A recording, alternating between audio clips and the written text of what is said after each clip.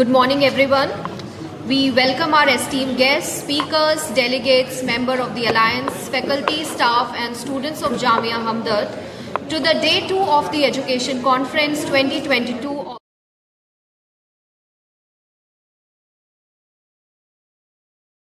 Education and Nation Building, the Way Forward. Day 1 of the conference was graced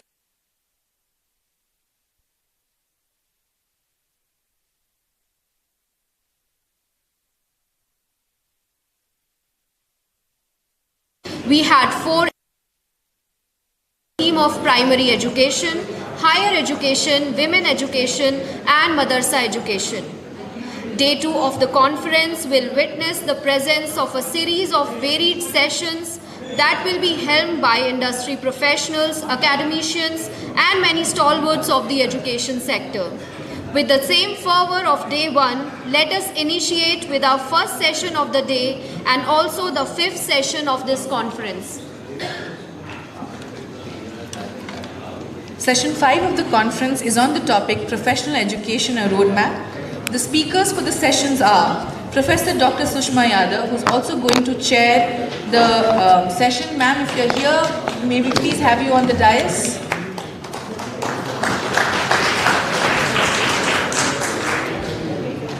We would have Mr. Abdul Subhan as the panelist for the session. Sir, if you're here, may we please have you on the dais. Professor Furqan Kamal, if you're here, may we please have you on the dais. Professor K.M. Baharul Islam.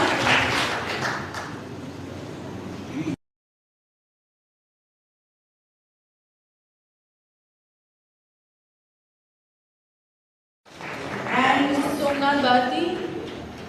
If you're here, may we please have you on the dais. Welcome, sir.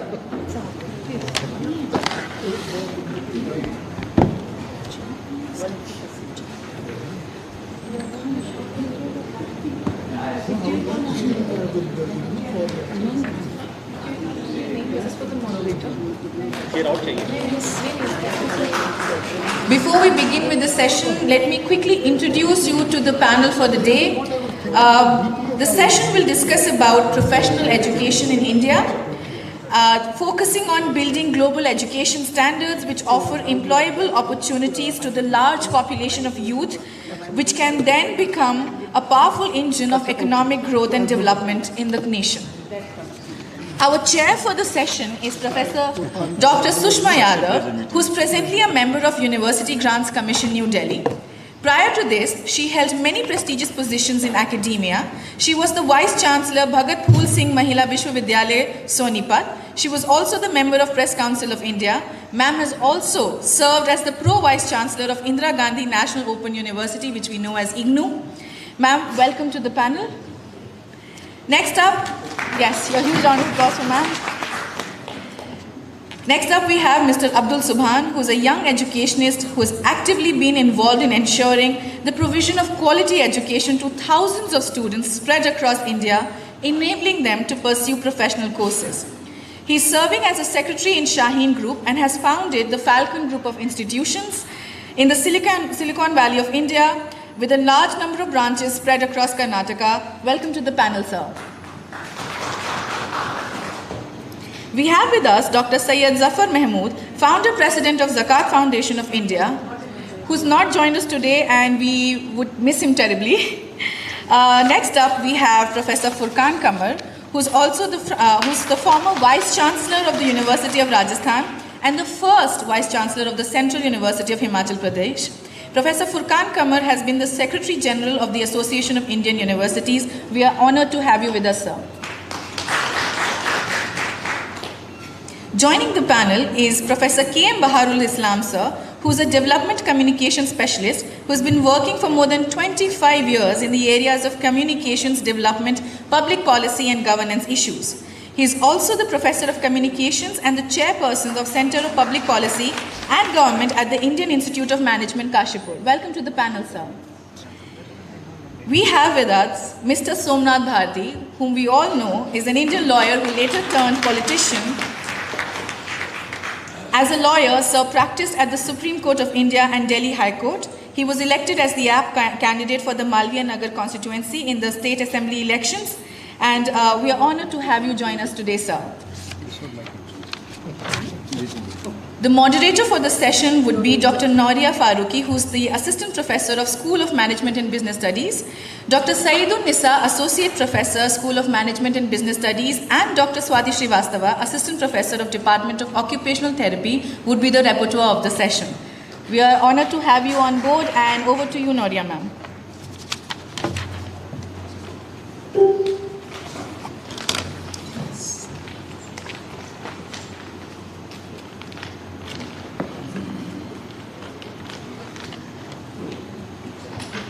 Great visionary Janab Abdul Hakim Sahab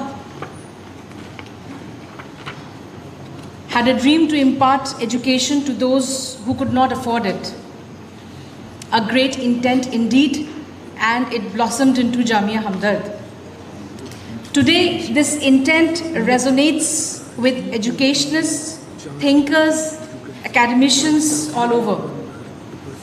And consequently, we have this collaboration with EDU. This hand-holding will definitely take us very far, God willing. Education is a competency.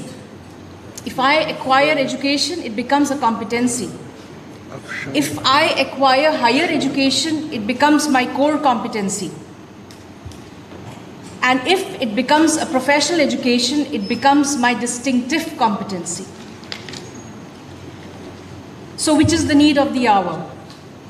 Ladies and gentlemen, a very good morning to you all. The day 2 of the Conference on Education and Nation Building is privileged to have distinguished speakers who would throw light on the topic Professional Education, a Roadmap. It's a complete honor to be sharing the dais with such dignitaries who have carved a niche for themselves and are here for their expertise, to share their expertise. Before we start, I would like to most humbly submit that we have been given 1 hour and 15 minutes, and each speaker will get 10 minutes to conclude their thoughts. We will keep 15 minutes for question and answer session. And with the permission of Chair, I would like to invite Mr. Abdul Subhan. Sir, the students, faculty, governing bodies, parents, and the recruiters are the stakeholders. What are the issues and challenges that institutions face while addressing the stakeholders? Thank you very much.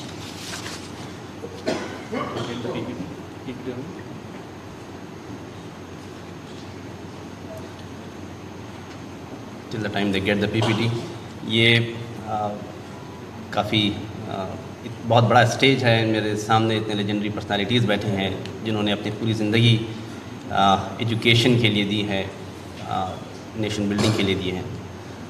It's a great honour, privilege. मेरे बहुत छोटे experiences हैं.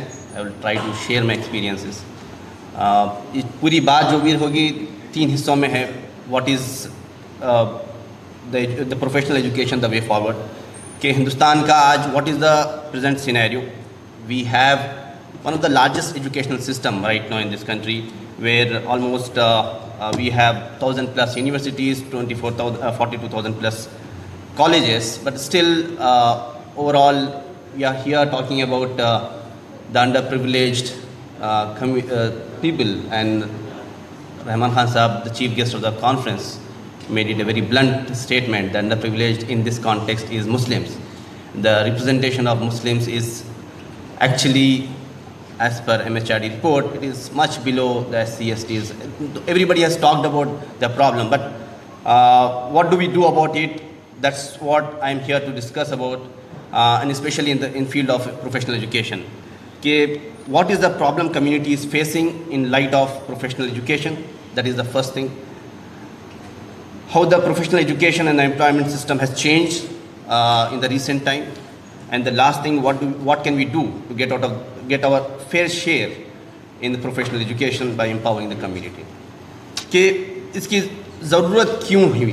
What is the need of professional education? Because for me, my personal experience also, even I wanted to be a professional, I did law actually. Then I could not practice it because I had it. I was a little more ambitious, but by that time, क्योंकि एक मदरसे से बच्चा जब drop out होता है, फिर Urdu medium से पढ़ता है, फिर suddenly he sees a different world when he goes to Bangalore, a city like Bangalore, and started learning. First time I started reading or started speaking the first sentence of English. A different world. Then वो complete होता है. Then again you want to explore more. Then I went to UK. I did my studies in international relations. Came back to India. I started working in Ministry of External Affairs. लेकिन situation कुछ ऐसे हादसात हो गए कि somewhere I have to take a call कि whether this one person realizing his dream should continue or should we start working for others. क्योंकि मेरे नज़दीक एक ऐसा चैलेंज आया था कि वहाँ पे I'm talking about in Karnataka and the very city of Bangalore where I had studied, and everybody called it Silicon Valley. Situation was very unstable because maximum number of the Muslim population who lives in Bangalore, they are in unorganized sector. किसी के पास कोई social security system नहीं होता. अगर घर में कोई एक बीमार हो जाता तो पूरा घर पूरी तरीके से हिल जाता है. And there is no clear economic planning in the household. How will they plan about कि बच्चों का फ्यूचर कैसा होगा, हम क्या करेंगे? Because आज सुबह से शाम तक अब्बा कोई रेडी लगाते हैं या something he does on somewhere, and then whatever they get, and then एक दिन का sustenance हो जाता है, and they save something for some emergent circumstances. जब तक हम, क्योंकि ये situation is just simple. If we want stability, we need at least one person in the family who is professional, जिसकी वजह से एक खानदान के अंदर, घर के अंदर एक स्टेबिलिटी आएगी. So that was the very reason, because मुझे जब डिसीजन लेना था कि when I wanted to start an institution, whether I should start a school from pre-primary or primary, or should I start pushing our children into the professional courses. Because when it comes to pushing our children into professional courses, it is very difficult, क्योंकि बहुत मुश्किल होता है getting into medical, getting into engineering, IITs, getting into clearing CLAT or all this. लेकिन I was at that point of time, I was very clear that everybody is working up to grade pre-primary to 10th standard, 11th standard and 12th standard board is anyway happening, but nobody is aggressively working to make those professionals. एक systematic preparation नहीं हुई थी. So जो change Hindustan में आया है अभी, तो even for graduation like BSc, BCA and all that, that also will require a competitive examination to be cleared. Hindustan में अभी तो ये CUT अभी आया है, उससे पहले for all these professional courses there is a gateway. That gateway is a competitive examination. And the difficult part is how do these children clear those competitive examinations, because challenges were so many. I will come to those challenges. कि हर बच्चा जो doctor बनना है तो उसको एक exam clear करना है, and otherwise this 1.2 crore rupees hardly anybody can afford. तो एक ऐसा महसूस हो गया था कि मैं जहाँ से आता हूँ, though it has very good sizeable Muslim population and they are reasonably well off compare to North India, लेकिन फिर भी हालात ऐसे थे कि hardly we used to see anybody getting into medical. IIT का तस्वुर नहीं होता था, IIM का तस्वुर नहीं होता था. बहरुल इस्लाम साहब इज सिटिंग हियर. पहली मर्तबा IIM का जिक्र हुआ मेरे घर में, कोई बच्चा IIM में नहीं जाता बोल के बोले. काशीपुर से आप वहाँ पे हैं, काशीपुर से हैं, घर के टेबल पे मेरे वालिद बोले अगर मेरे घर से कोई बच्चा अगर IIM नहीं जाएगा तो मेरे ऊपर लानत है. I was actually started the institution. My father से मेरा सबसे छोटा बच्चा भी पढ़ रहा है, उसको IIM में एडमिशन लेते वो घर नहीं आएगा. एंड अल्हम्दुलिल्लाह my father met him when he brought him to take the admission. He became the first Muslim in our region. पूरा हैदराबाद कर्नाटक में पहला मुस्लिम बच्चा बना जो IIM में गया और आपका स्टूडेंट बना. ये एक पहले इनिशिएटिव लेनी थी. देखिए प्रोफेशनल कोर्सेज के जो चैलेंजेस हैं ये हम तमाम को समझने हैं कि हम अपने बच्चों के लिए पहले तो एक रोल मॉडल क्रिएट करना है. मैं इंस्टीट्यूशन जब शुरू किया, ये लड़के की एग्जांपल बताता हूँ. ये 2019 का लड़का है, 2019 का टॉपर, जो एक गवर्नमेंट स्कूल का लड़का है, कन्नड़ा मीडियम का. जिसकी अम्मी के दोनों किडनी फेल थे, अब वालिद नहीं थे. He could not read English, write English.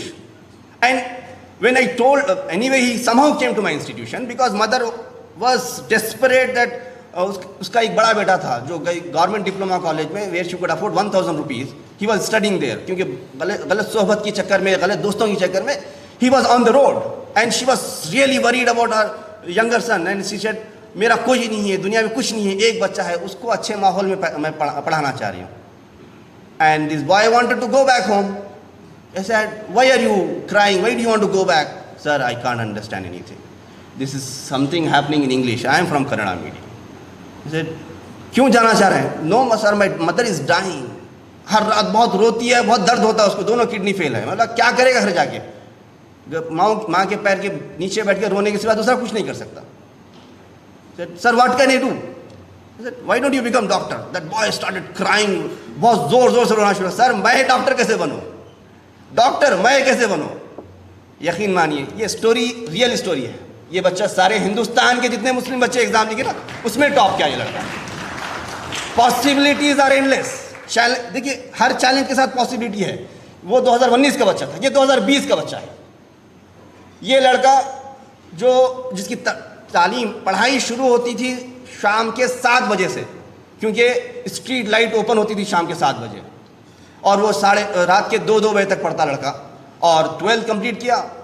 अब्बा रिक्शा ढकलते थे. मतलब राजस्थान के किसी गांव से फ़ोन आया था मुझे, बस सर बहुत मसला है, वो बच्चे को अब्बा काम पे भेज दिया है, 12th का एग्ज़ाम हो गया, अब्बा काम पे भेज दिया है, डेली वेज लेबर बच्चा कर रहा है, उठा नहीं सकता, बहुत कमज़ोर लड़का था वो. He can not lift anything, कर नहीं पा रहा, बहुत रोता है बच्चा. हम पड़ोसी हैं, हम देखे कोई बोले आपके पास कुछ होता है, मतलब बच्चे को भेजने के लिए कहा. बोले हम कैसे भेजें, टिकट भेजना है पहले आपको. तो मैं टिकट भेजा. एक लड़का फटी बनियन पहन के आता है, कुछ एक कपड़े के साथ. मतलब यकीन मानिए रिजल्ट है उसका. 665 मार्क्स आते हैं. पहला एग्जाम्पल था एक विलेज का, कर्नाटक के, ये बात कर रहा हूँ, एक विलेज है जो राजस्थान का है. ये 2021 का रिजल्ट. ये लड़का है जो हम बोलते हैं कन्याकुमारी का लड़का है. कहीं पे अब्बा के कोई स्टेबल जॉब नहीं थी, कई challenges. I can't imagine. Mudassir Kannada medium का, अबरार हिंदी मीडियम का, ये अबरार है तमिल मीडियम का बच्चा, जिसको ख्वाहिश भी नहीं थी, ख्वाब भी नहीं था, हो भी नहीं सकता, मालूम नहीं था हो सकता है. Somehow somebody knocked at his door. क्योंकि मैं पूरे साउथ इंडिया में एक ड्राइव चला रहा था कि वो बच्चे जो ज़िंदगी में ख्वाब देखना चाहते हैं, I wanted to hand hold those students. तो कई NGO से मेरा कांटेक्ट हुआ. I made a umbrella organisation to conduct that scholarship test. That boy, somebody told him कि फ्री पढ़ाने वाले हैं कहीं पे, तुम पास हो गए. तो somehow that boy wrote that examination. I brought that boy, studied with me, he became, यकीन मानिए, कभी तमिलनाडु की हिस्ट्री में बिलो 10 रैंक नीट में कभी बच्चे ने लाया, पहली मरतबा हमारा बच्चा लाया. Possibilities are endless. ये तो और एक लड़का है, वो हाफिज कुरान है, 620 मार्क्स आते हैं. ये तो आपका दिल्ली का बच्चा है, ऑर्फन लड़का है. पॉसिबिलिटी, मैं देखिए कई एग्जाम्पल्स हैं. ये मैं I am coming to one point here. ये दिल्ली का लड़का है, आज डॉक्टर है. एक लड़की हिजाब पहनती है, डॉक्टर बनती है. एक कारपेंटर का लड़का है जो डॉक्टर कर रहा है. एक रिक्शा ढकलने वाली की लड़की जो करीब अढ़ाई घंटे रोज़ ट्रैवल करती थी मेरे कॉलेज को आने के लिए, जाने के लिए, और आज MBBS कर रही है ESI मेडिकल कॉलेज में. एक यतीम लड़का है, वो डॉक्टर बनता है. ये देखिए, now the question which is there right now in front of us is that how do we create. ये तो मैं मेडिकल की बात कर रहा. कई बच्चे IIT के हैं. फवाज का किस्सा ऐसा था कि अब्बा फ्रूट्स बेचते थे, मतलब क्या होता है, फुटपाथ पे कभी फ्रूट बेचा करते थे. अब बच्चे को कभी मालूम नहीं था कि IIT is also something call IIT. JEE का एग्ज़ाम भी होता है, बल्कि बच्चे को मालूम नहीं था. उसकी स्टोरी नहीं डाला मैं, लेकिन आज बच्चा पढ़ रहा है. मनोज जो एक कंस्ट्रक्शन लेबरर था, जिसके दिल में तो ख्वाहिश थी लेकिन कोई तरीक़ा नहीं था, और उसको काम करना पड़ता था क्योंकि he has to sustain his family. तो उसको उसकी फैक्ट्री जाने के लिए तो वो क्रेन का काम करना शुरू किया. तो फैक्ट्री 1.5 घंटा दूर थी घर से. तो एक रास्ते में जाते वक्त 2 क्लास, वापस आते वक्त 2 क्लास, फिर घर में उसको क्लासेस मिलती. क्योंकि वो जो एम्पावरमेंट है ऑनलाइन एजुकेशन का मैं बता रहा हूँ, वो बच्चे को मैंने सपोर्ट किया, आज वो बच्चा पढ़ रहा है तमिलनाडु में किसी मेडिकल कॉलेज में, फ्री सीट लिया है, उसकी टोटल फीस है 6,000 रुपये एक साल की। ये आज के डेट में जो सबसे ब्यूटीफुल चीज़ है जो हमको करनी है, हम पूरे responsible, we all are responsible for this, कि हम कम्युनिटी के सामने ये हमेशा हम जो चैलेंजेस की बात करते हैं, we have to build a narrative where they have to start finding opportunity in every challenge, and the opportunity which is right now in front of us is the competitive examination. It is such a beautiful way, it is merit based selection, there is no possibility of any manipulation here. हम हमारे बच्चों, why not, देखिए किसी भी law college को चले, national law college में जाइए, आपको हमारा रिप्रेजेंटेशन मोर देन 2-3% नहीं दिखेगा आपको। हम सिर्फ यूपीएससी की बात करते हैं, यू नेम इट, मेडिकल में हम इतने इंस्टीट्यूशन मिलके इतना काम कर रहे हैं, हम बोल के we boast much about it, but trust me not more than 3%।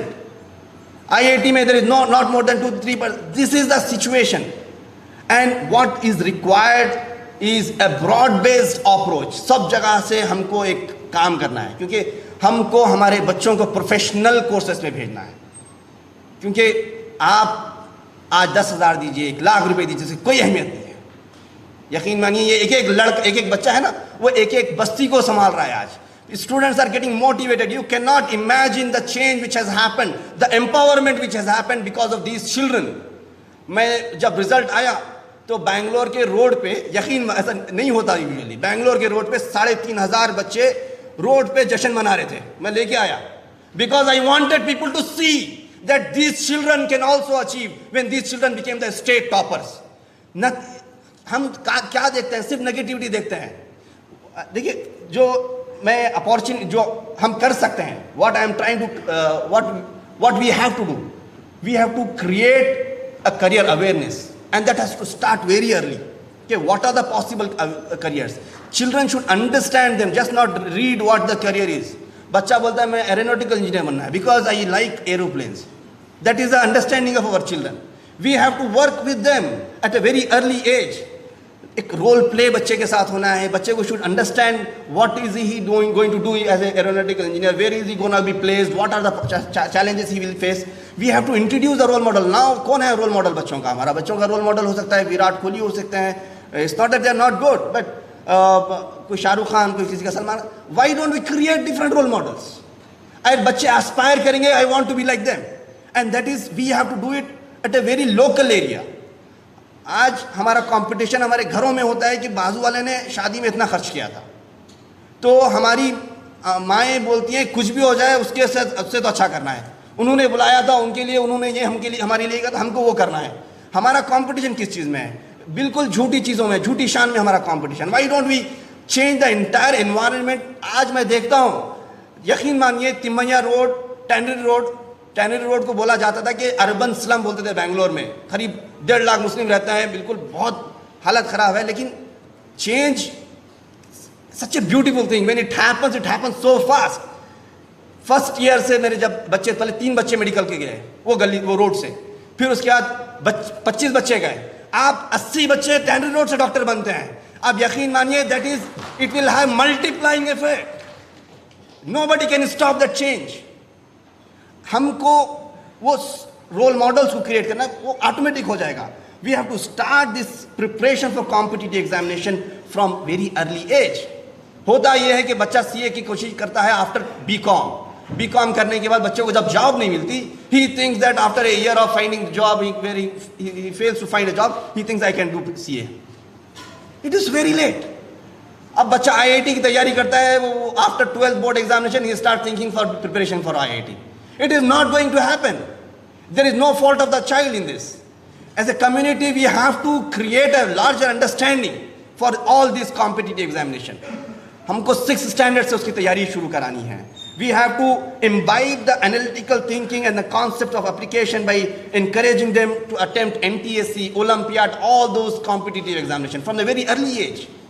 बच्चे को ऑब्जेक्टिव टाइप के एग्जामिनेशन की तैयारी होती ही नहीं जब तक बच्चा फर्स्ट टाइम नीट का या जेईई का एग्जाम लिखता नहीं, तो कैसे कोई चेंज आ जाएगा?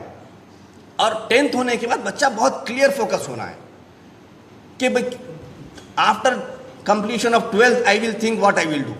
That kind of approach is right now existing. So with this approach it is not going to work. And इसके लिए हमारे पेरेंट्स को हमको एजुकेट करनी है.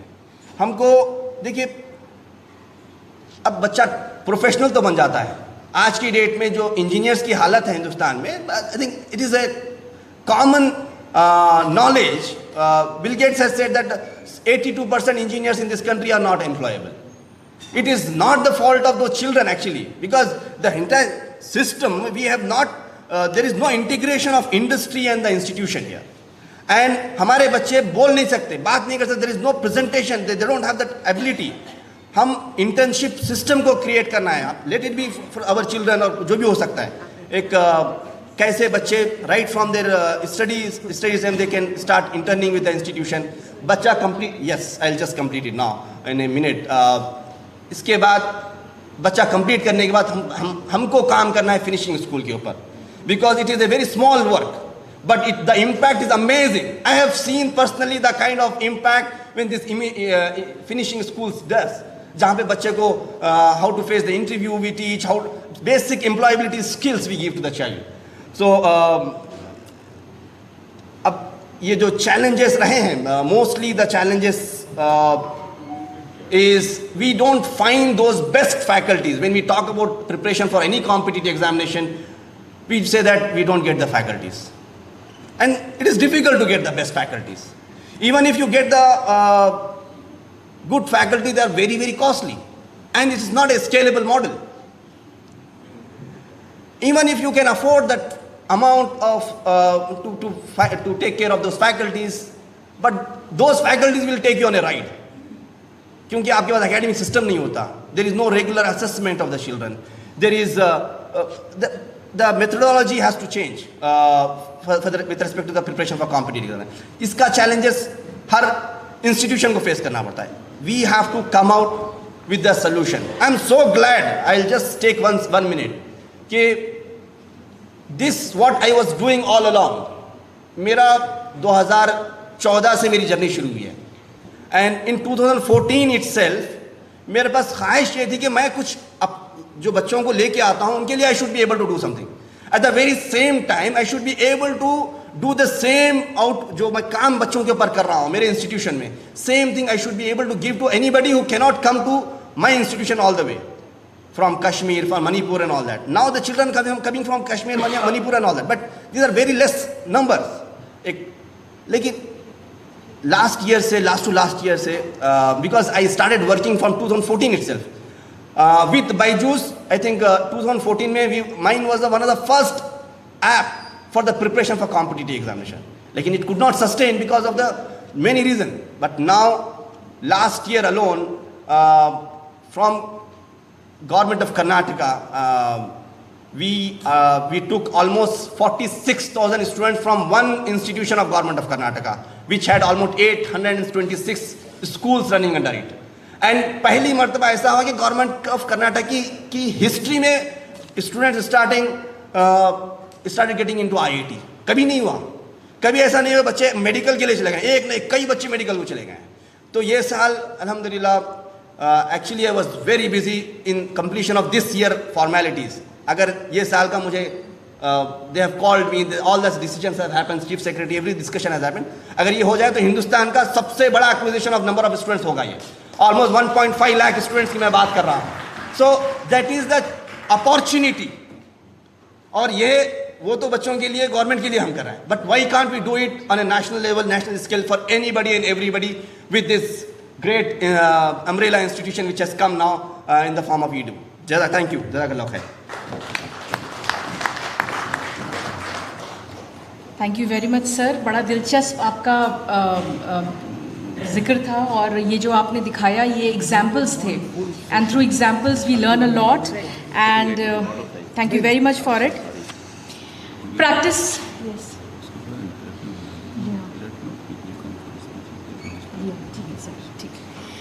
Practice makes the man perfect.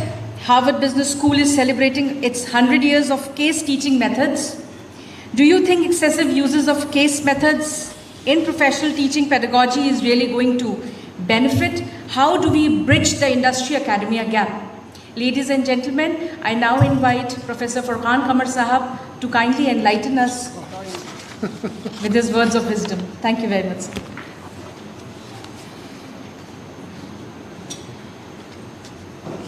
First of all, thank you very much, Zameer Saab, Najib Saab, Afshar Saab, for giving me this opportunity to be here.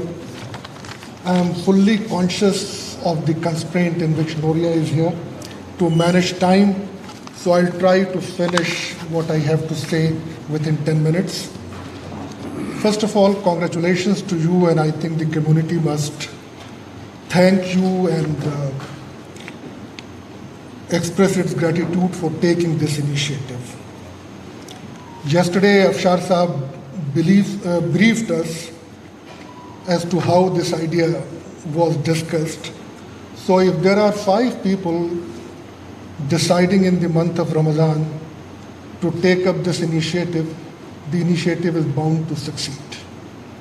It is started in a very pious month, and given the commitment which Zameer Saab has and other members who are part of it, I have no doubt that you will soon be making an impact, not only in the life of the downtrodden, but also the large number of institutions, minorities and otherwise, in improving the quality.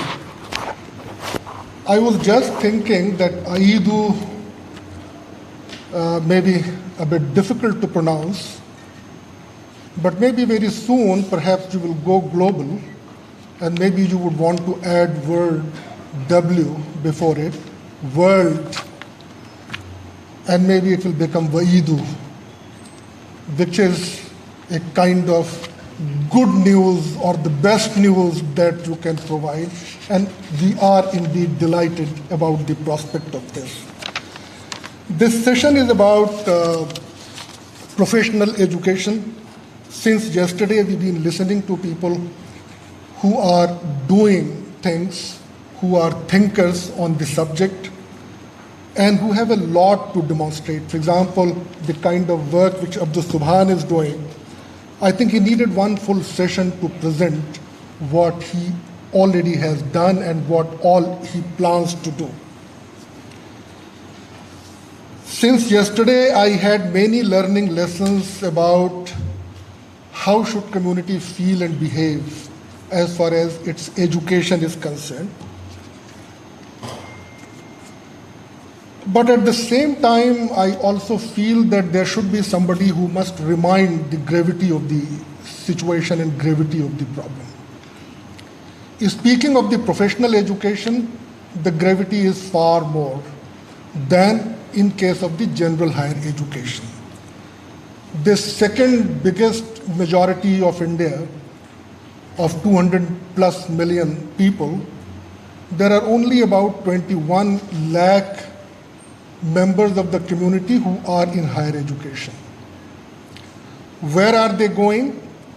They are mostly going to small mufassil town colleges, which hardly have any infrastructure and any facilities. Almost 90% of them. And in fact, it's a harsh reality that in the premier institutions, the representations of Muslim declines substantially. If in general higher education, the overall representation is about 5%, as compared to 15-16% of their share in the population, in IITs, IIMs, in All India Institute of Medical Sciences, their representation is less than 1.8%. So the challenge is very, very grave, and I think initiatives like these would be extremely important. Coming to professional higher education, unfortunately in our country we do not have any standard definition of professional higher education. In fact, there have been many questions raised, and regulators have responded that we do not have answers to this. Going by the global definition in India, it is only the medical legal architecture that forms part of the professional education or accountancy. that you do the qualification, you need not look for a job, and you start your own practice. But in India, in the common parlance, what we use is engineering education, management education. Although they are not in that definition a truly professional education, they are also included. Now, if you take this broader definition, realize the situation in medical education, every year almost 16 lakh people appear to qualify, out of which about 8.5 lakh people qualify the test. And you know how many of them are able to get admission in India? Only 50,000. That is the kind of huge gap that we have in our country as far as medical and allied education is concerned. I think the community need to set up more medical colleges. In engineering, architecture, and other kinds of technical education, including management, and Barul Islam Saab is here, I think he'll be speaking more, we have created more capacities.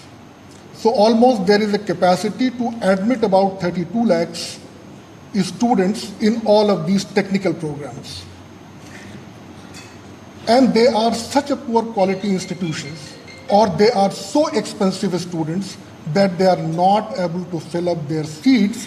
And you know the total actual enrollment in technical institution is about 1.6 million or about 16 lakhs, meaning half of the created capacity goes waste for want of either quality or for want of affordability.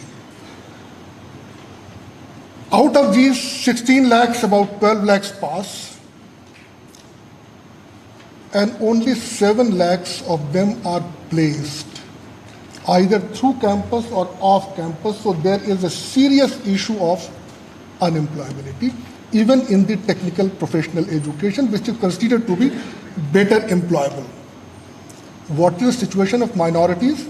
AICT data does not provide us information which minority, Muslim minority or Jain minority or Sikh minority. So all minorities put together, and chances are that it will have an overwhelming proportion of Muslim minority.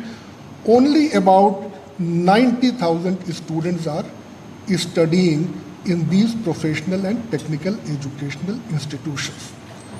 Reasons are very obvious. There are dearth of opportunities. We need to create more opportunities. There is lack of awareness, and I think as Subhan was saying, that we need to make people aware. We need to enable people to prepare themselves to compete in those examinations. And I will be failing in my duty unless I also recall what Qureshi Sahab had said yesterday while referring to his father, कि पानी उधर ही मरता है जिधर गड्ढा ज़्यादा होता है. I think in those days he was talking about what we today call as level playing field. So if the field is not level playing, and even if there are opportunities, those opportunities are likely to flow not necessarily to those which are in need of the most. So I think we simply cannot say that the government has no role. I think we have to keep on insisting that the government does have a role, government must play a role, and the government must provide the level playing field in higher education. One last thing and I'll conclude. Unemployment is not an issue in the country. If you look at the national aggregate data, unemployment rate is only 6%. It means 94% of the people who are in the working age group and are looking for job and are willing to do jobs, 94% are employed. Of course, in case of the graduates and above, the unemployability rate is between 13 to 18%. It means 87% of them are employed. So problem is not unemployability, problem is the quality of employment. All of them are employed, but they are employed as a rider, as a delivery boy for Amazon, as a tailor, as a mason, as a carpenter. And in fact, earlier we used to say that in India, the formal sector is so small that we do not create quality jobs. Now, unfortunate situation is that even the informalization has started, even in the formal sector. So I think we are all familiar with what people are referring to as gig economy. So look at even in Jamia Hamdard, I'm very sure, Jamia Millia Islamia, Delhi University, all of them are being run on people appointed on contract basis. And therefore, these are the people who are looking for more secure, decent, respectable kind of job.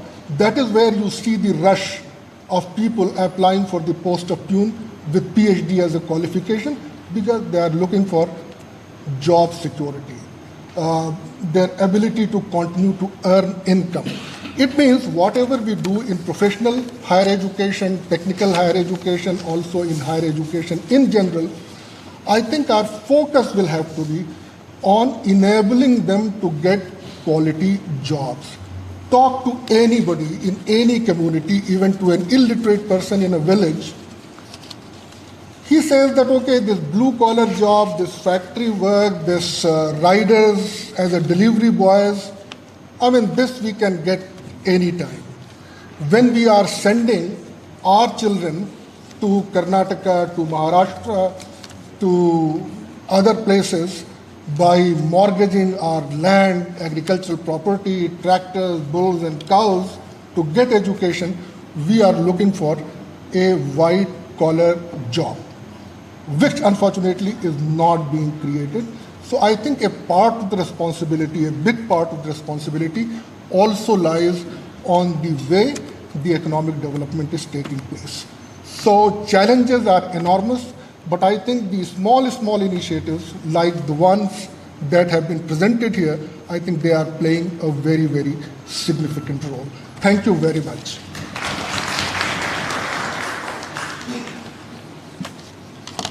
Thank you so much, sir. The question of availability of quality professional education is in our minds. If it is available, then is it affordable, as it is becoming very expensive every year? However, if it is affordable, then has it been utilized properly? I invite now Professor Baharul Islam to enlighten us with his thoughts.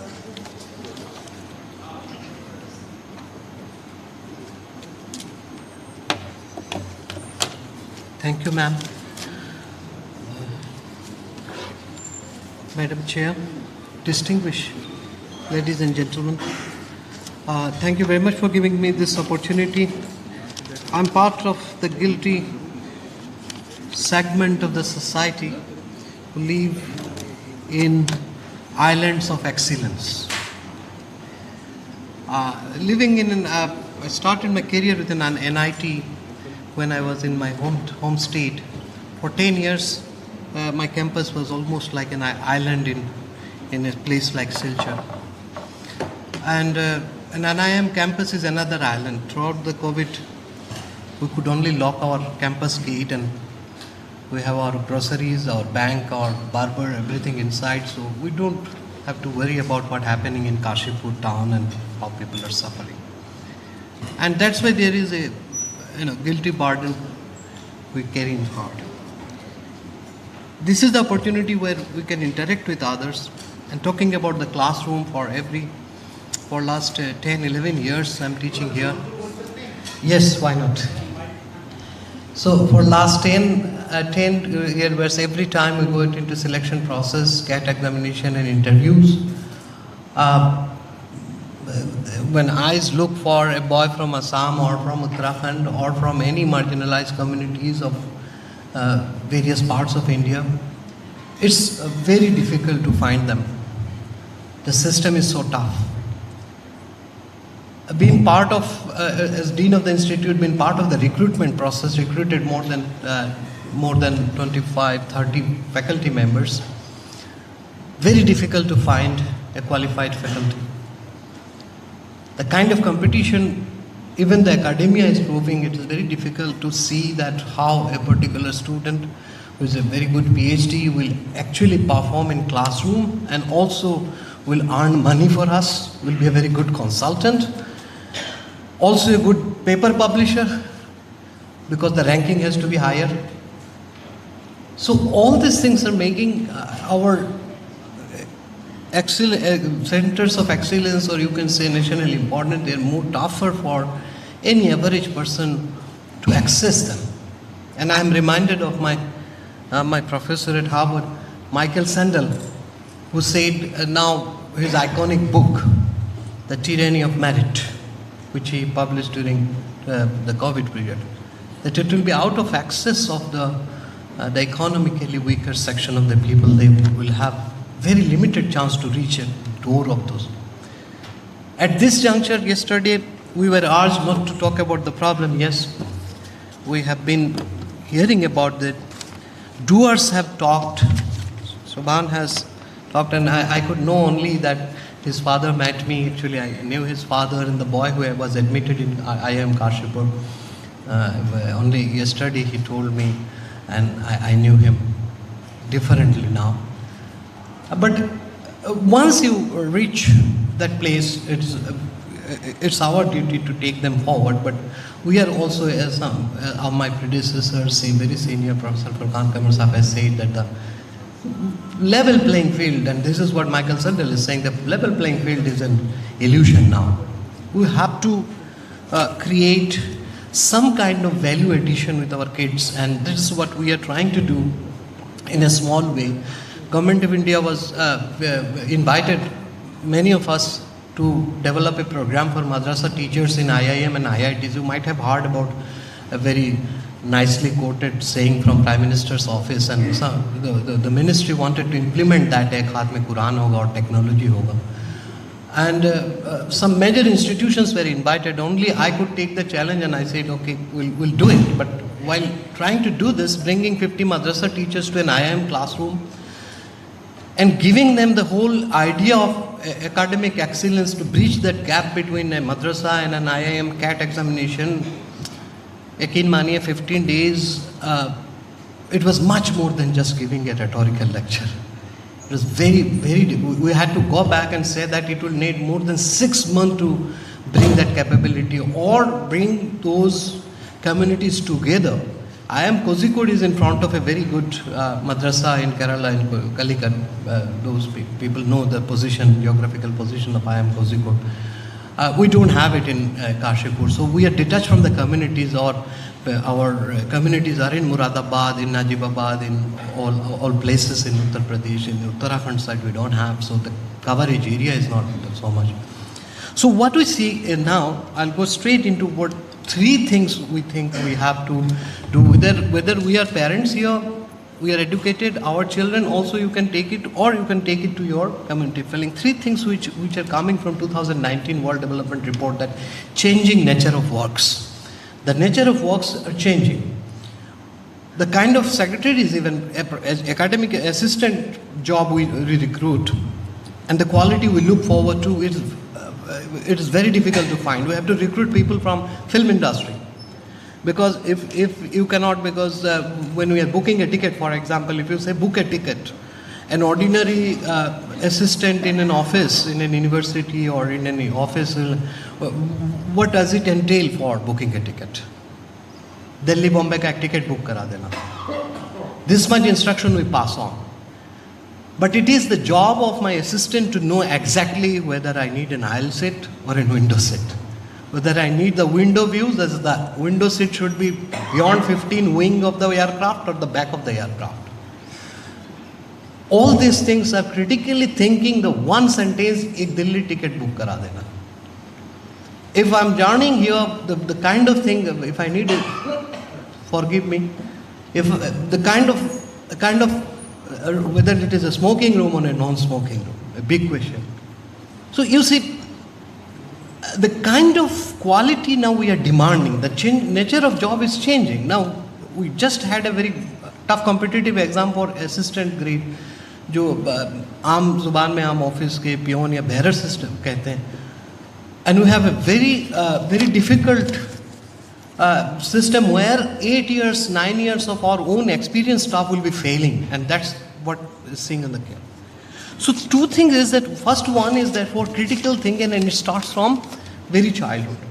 That each thing they learn, how we can take it upturn and ask the question. Most of us, we are still an hour student, and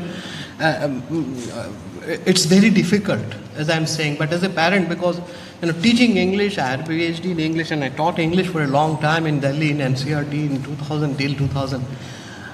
But I cannot change my child, class 6, 7 child's grammar. Miss ने कहा है, मैं कह बेटा miss ने गलती से पढ़ा दिया होगा, सुधर जा. नहीं पापा, आपको नहीं मालूम, मिस ने कहा. I have to write a letter to miss to correct the grammar in the notebook of my son. Now, and this is where it is. The boy is not critically saying, the miss ne kaha hai, usko le liya. Aage jaakar ke, the thing is that he has to start thinking about that if miss has said something, if a sentence is there written, how we can critically bring that quality within.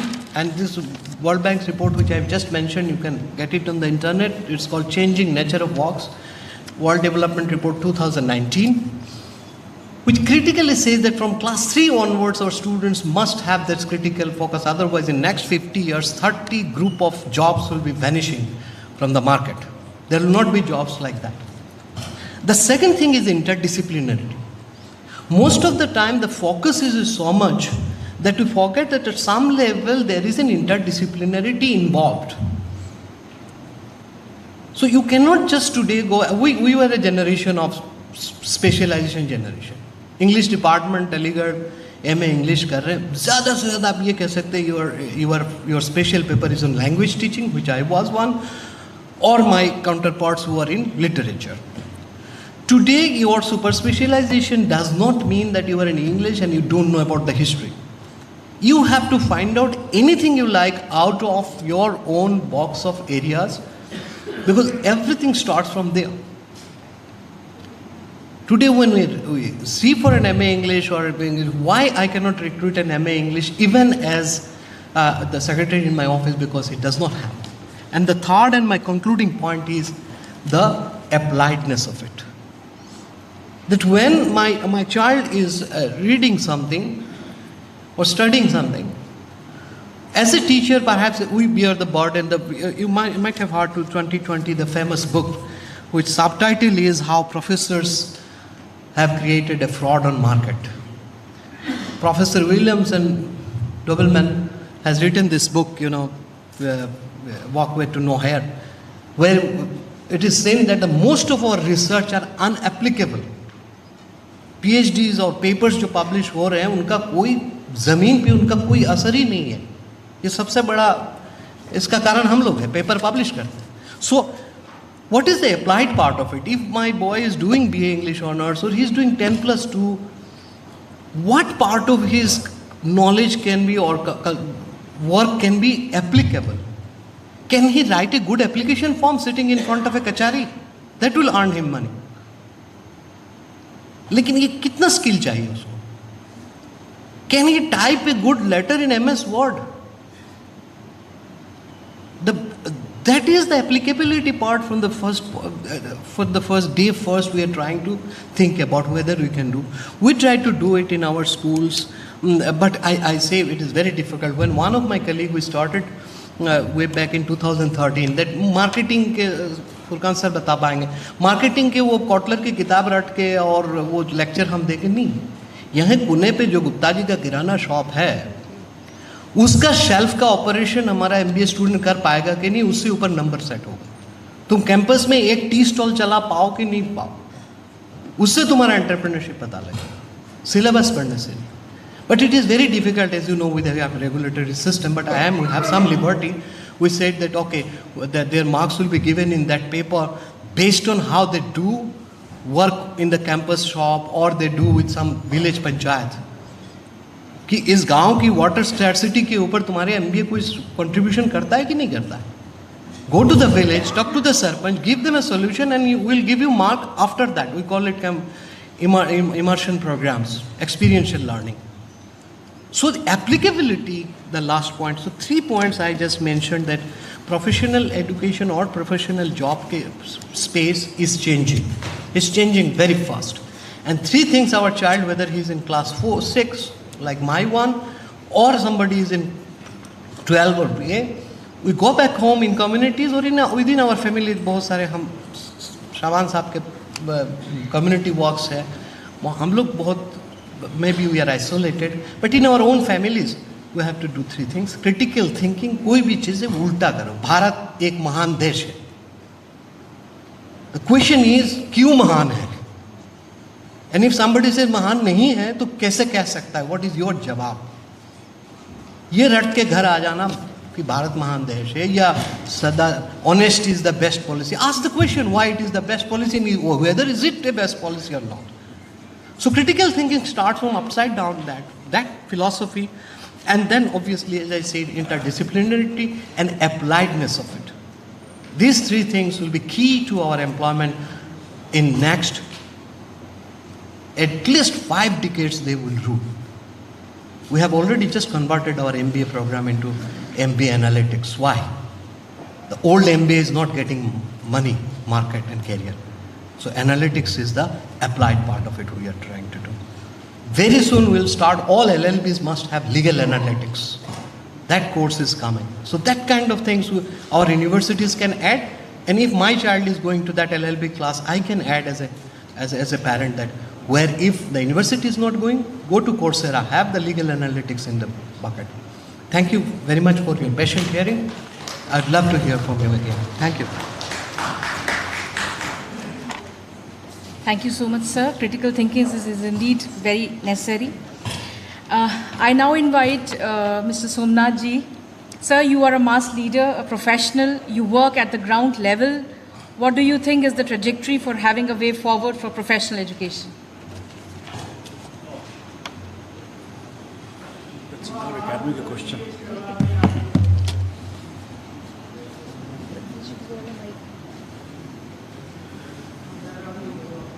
Good morning. Good morning. Assalamu alaikum and namaskar. आज जनाब अब्दुल हकीम साहब और जो vice chancellor हमारे हैं अफसर आलम साहब, उन्होंने मुझे आपके बीच में आने का मौका दिया. मैं बैठे बैठे सुन रहा था, सोच रहा था कि लास्ट स्पीकर होऊंगा, जैसे कि मैं जो लर्न कर रहा था उसका कुछ जवाब दे के आता. But nevertheless, I really learned a lot from the previous speakers, and it's a privilege to be here today. And I'm seeing who's who of academia, of various domain experts are sitting in front of me. I'm too little a person in front of them to speak on such a huge, responsible topic, professional education. But I'll try to justify this opportunity. See, Mahatma Gandhi long ago, there is a book called The Beautiful Tree. It's written by Dharampal. He had meticulously detailed in that book that how beautiful education system was in India prior to Britishers.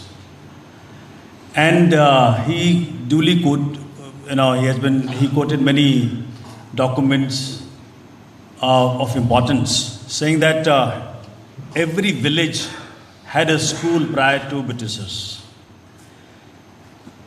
So when Britishers came, they changed the education system in India as per their own need, their own convenience. And of course, the governments have to go on bringing amendments to what wrongs have been done in the system. But where to start? Because professional education, I'm from IIT, so I understand the importance of this. But then where to start? Because you start early, when the children are amenable, when they can be conditioned.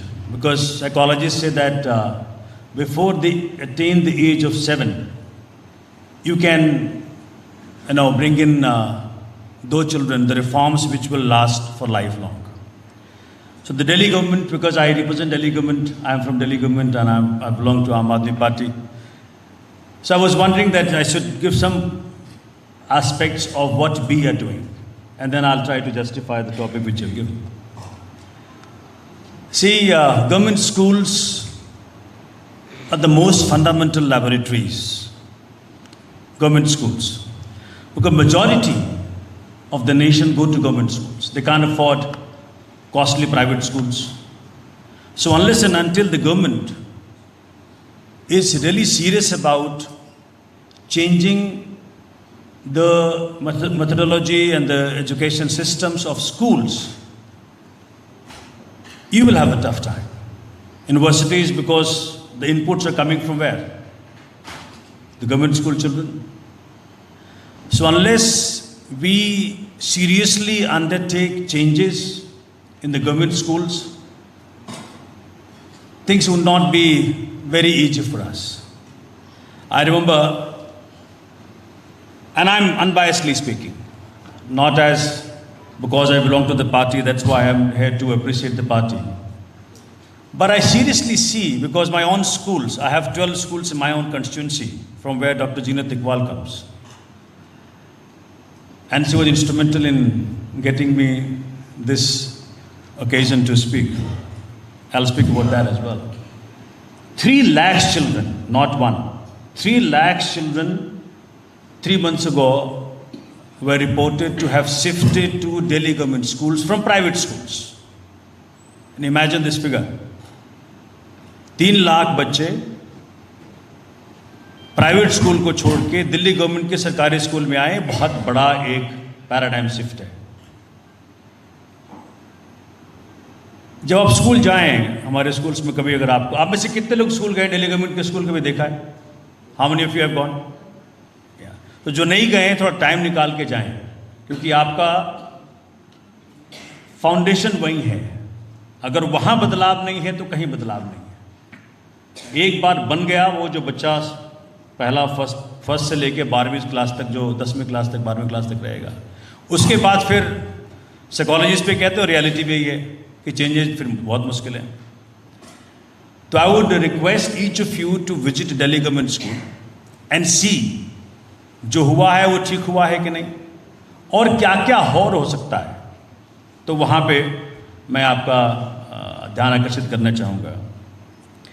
अभी जो मेरे भाई ने बड़ा अच्छा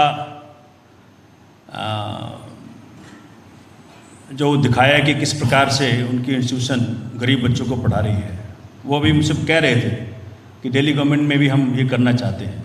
आई welcome him for that. I will facilitate your meeting with Manish ji and Kejriwal, because see सब कुछ passion पे आधारित है। पैशनेट आदमी ही बदलाव कर सकता है, जो पैशनेट नहीं है नहीं कर सकता है, वो पैशनेट आदमी है। So I really love detailing what he was saying to everybody. Delhi government already अभी जितने भी कोचिंग इंस्टीट्यूट्स हैं दिल्ली में, तो हम लोग ऑलरेडी वो अपॉर्चुनिटी दे रखा है कि भाई कोई भी बच्चा किसी भी बैकग्राउंड का, किसी भी जाति का, किसी भी धर्म का, किसी भी कास्ट का, कहीं से भी आता हो, free coaching is available to everybody in Delhi. So they can opt to say कि जी मैं यहाँ आकाश जाना चाहता हूँ, मैं फिटी जाना चाहता हूँ, मैं MIT जाना चाहता हूँ, मैं जहाँ कहीं भी बाजीराव तक भी जाना चाहता हूँ, तो वो सबको दिल्ली गवर्नमेंट ने दिल्ली गवर्नमेंट के कॉस्ट पे। अच्छा, ये भी बड़ा मिथ है कि कोई फ्री व्री कुछ नहीं होता। It is a optimum utilisation of taxes what you pay to the government. So Kejriwal ji अपने पॉकेट से थोड़ी दे रहे हैं। तो this is basically we trying to bridge the gap. People who don't have the capacity and the financial status to afford coaching institutes. In fact, वहाँ भी एक बड़ा लैकुना है। हमारे स्कूल एजुकेशन में इतनी कमियां हैं, या अभी भी उसको अपग्रेड करने की ज़रूरत है बहुत ज़्यादा, कि जो IIT JEE के आपका रिक्वायरमेंट है उसको मीट आउट नहीं करता। There is a gap. तो कोचिंग इंस्टीट्यूट्स क्या कर रहे हो, गैप को ब्रिज कर रही है, चाहे नीट का हो चाहे कुछ का। तो कहीं स्कूल एजुकेशन में ही बदलाव करें तो वो possibly we do not need coaching as such, अगर वहाँ पे अपग्रेडेशन हो जाए तो ये एक एस्पेक्ट है।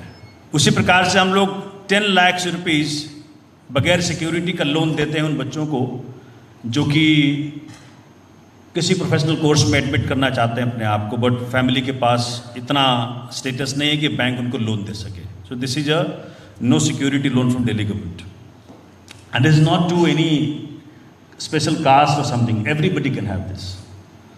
इनफैक्ट वो नीट का हम लोग we take lot of pride to say that NEET और IIT JEE में दिल्ली गवर्नमेंट के इतने बच्चे क्वालिफाई कर रहे हैं जब से आप लोगों ने हमें दायित्व दिया है।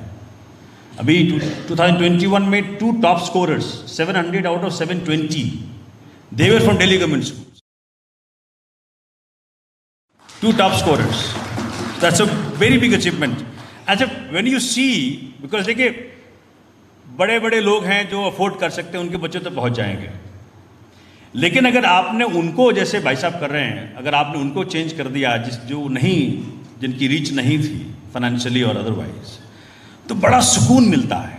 एक जो रिलीजियस कह दें, आध्यात्मिक कह दें, जो भी कह दें, एक अंदर से सुकून मिलता है कि अरे कुछ कर पाए। वो बच्चा जो कि जिसको एक प्राइवेट स्कूल के जो मोहल्ले का है वहाँ एडमिशन नहीं मिलता, वहाँ हम कर पाए। तो this is something which I wanted to say. वो जो कोई अभी कह रहे थे आप में से कोई कि वो जब मैं जहाँ से मैं आता हूँ, मैं बिहार से आता हूँ, और वहाँ जब मुझे IIT में एडमिशन मिला तो वहाँ के लोगों ने कहा कि भैया ये तो ITI बगल में ही था, वहाँ क्यों गए? तो अभी तक रिमोट एरियाज़ में इतनी अवेयरनेस नहीं है कि IIT कुछ और है, ITI कुछ और है। तो I had hard time to explain कि भाई IIT को बहुत बेटर है ITI से। तो लोग आज भी कहते हैं कि पता नहीं क्यों तुम गए, यहाँ तो ही था बगल में, नवादा में था, तुम कर लेते ITI। तो ये अवेयरनेस बहुत ज़रूरी है, और हम लोग दिल्ली में रहते हैं, बड़ा भाग्यशाली हैं, लेकिन रिमोट एरियाज़ में दिल्ली से थोड़ा बाहर चले जाएँ, बहुत काम करना बाकी है, बहुत काम करना बाकी है, और वहाँ पे बहुत ज़रूरत है। लेकिन जो अभी मैं थोड़ा सा उस तरफ ले चलना चाहूँगा, ये जो वोट बैंक की राजनीति है ना, सबसे बड़ी मुसीबत ये है। वोट बैंक जो बनाना चाहता है, वो चाहता है कि वोट बैंक वाले लोग वो अशिक्षित रहें और गरीब रहें।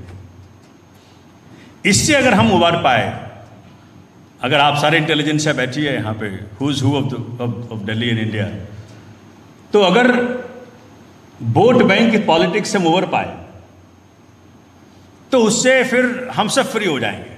अभी हम सब बंधे हुए हैं, एक पर्टिकुलर कास्ट का कोई पॉलिटिक्स करता है, कोई पर्टिकुलर रिलीजन का पॉलिटिक्स करता है, आजकल कोई और धर्म का पॉलिटिक्स करता है। तो मैं आप सबसे हाथ जोड़ के विनती करना चाहूँगा, उस तरफ भी थोड़ा ध्यान दें कि कैसे हम इस देश को वोट बैंक वाली राजनीति से मुक्त करें। We do not want any. So rather than saying कि भाई you talk for Muslim rights, you talk for Hindu rights, you talk for this caste rights and that caste rights, you say कि you talk for our education, you talk for our health care, you talk for our security, you talk for academy, you talk for infrastructure, you talk about that. Forget about our education, our religion. Religion is very fundamental to me. It is a bedroom affair to me. How do I praise the Lord, or how do I worship the Lord? Which Lord I worship? It's my fundamental affair. It's my private affair. It's my bedroom affair. Who are you to dictate that? And this, unless you do that, I don't see. See, आप जो कुछ भी करोगे, मैं sir से कल पूछ रहा था कि भाई आज सवेरे इनको फ़ोन करके पूछा कि मुझे ये बताएं कि UGC कितना आपको रिस्ट्रिक्ट करता है कि भाई अब see today the world is not. I mean, earlier times when you were in college days, when Najim sir was in college days, that time internet नहीं था, तो उस वक्त इंफॉर्मेशन फैलने में बहुत वक्त लगता था। आज तो आपका बच्चा जो है उसके दोस्त अमेरिका में भी हैं, ब्राज़ील में भी हैं, हर जगह हैं। तो आपने कुछ बोला and he goes to internet and he is try to match making everywhere. तो आज की जो ज़रूरत है बहुत डिफरेंट है, और unless and until we give complete autonomy to universities, to colleges, to professors, to students, सबको फ्रीडम चाहिए। अगर हम ब्यूरोक्रेटिक रिस्ट्रिक्शंस में उनको बांध के रखेंगे तो बात नहीं होगी। मैं I stayed in America for long time, तो वहाँ पे एक बड़ा अच्छा था। I want to understand from academicians. Suppose करिए कोर्स में एडमिशन लेते हैं, आप कहते हैं भाई मैं तो जानता हूँ इसको, तो आज ही एग्जामिनेशन दे दो। इन US you can give examination that very day and clear that paper and you get credit for that. अब यहाँ पे क्या है कि अगर आप पूरी LLB को जानते भी हो, मैं कहता हूँ कि मैं सब जानता हूँ, आज मुझसे एग्जामिनेशन ले लो, नहीं, आपको 3 साल करना ही पड़ेगा। तो 3 साल एक ऐसे बच्चे को बिठा के रखे हुए कॉलेज में जो कि सब जानता है, तो उसको एग्जामिनेशन तो निकालो आगे। तो मैं सारे एकेडमिक एक्सपर्ट से मैं रिक्वेस्ट करूँगा कि इस पर भी करें, और अगर हमारी सरकार कुछ कर सकती है इसमें, तो उस पर भी हम करने को, आपको मदद करने को राजी। जी जी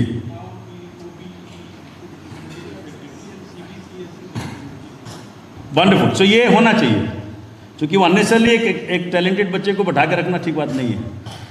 और एजुकेशन जब तक एक नौकरी की गारंटी ना करे कम से कम, तब तक क्या फ़ायदा है इसका। सो मैं इस बात का पक्षधर हूं कि कम से कम एक नौकरी की गारंटी तो करे आपका एजुकेशन। डिग्रियां लेके लोग फिर रहे हैं, एजुकेशन है नहीं। बड़े सारे वेस्टेड इंटरेस्ट घूम रहे हैं कि भाई तुम हमारे साथ आ जाओ, झंडा उठाओ। अगर नौकरी नहीं देंगे झंडा ही उठाएगा फिर।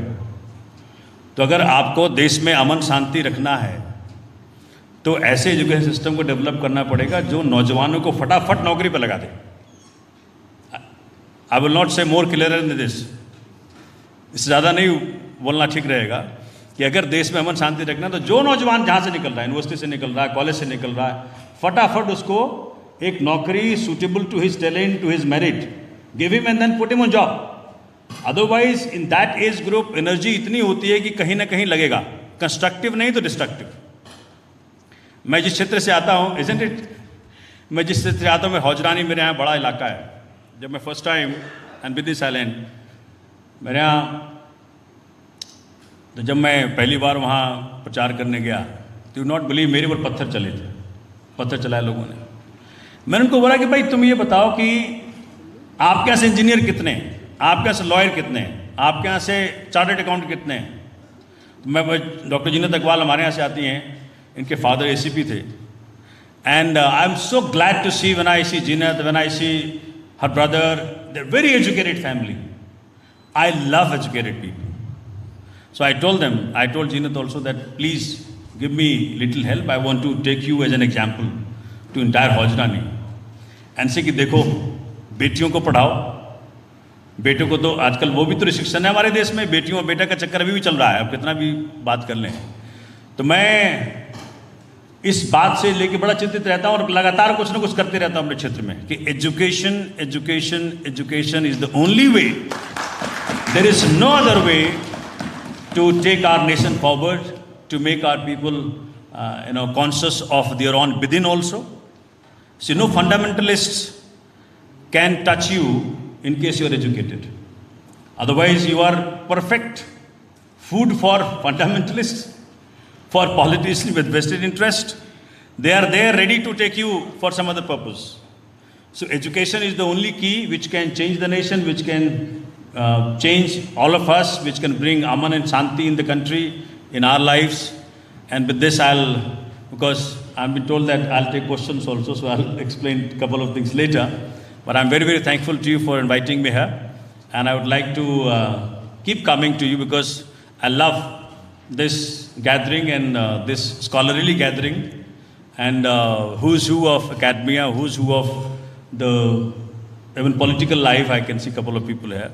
So very, very, and youngsters and college and teachers and all those in whom I trust that we will all take the nation together ahead, much ahead than every other nation.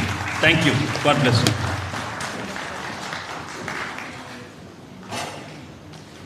Thank you so much, sir. Since time immemorial, we have been formulating policies for professional education, but sometimes we don't get 100% results or the expected results.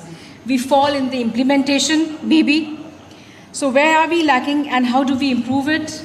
I now invite the session chair, Professor Sushma Yadav, to enlighten us with her thoughts. Ma'am, aap.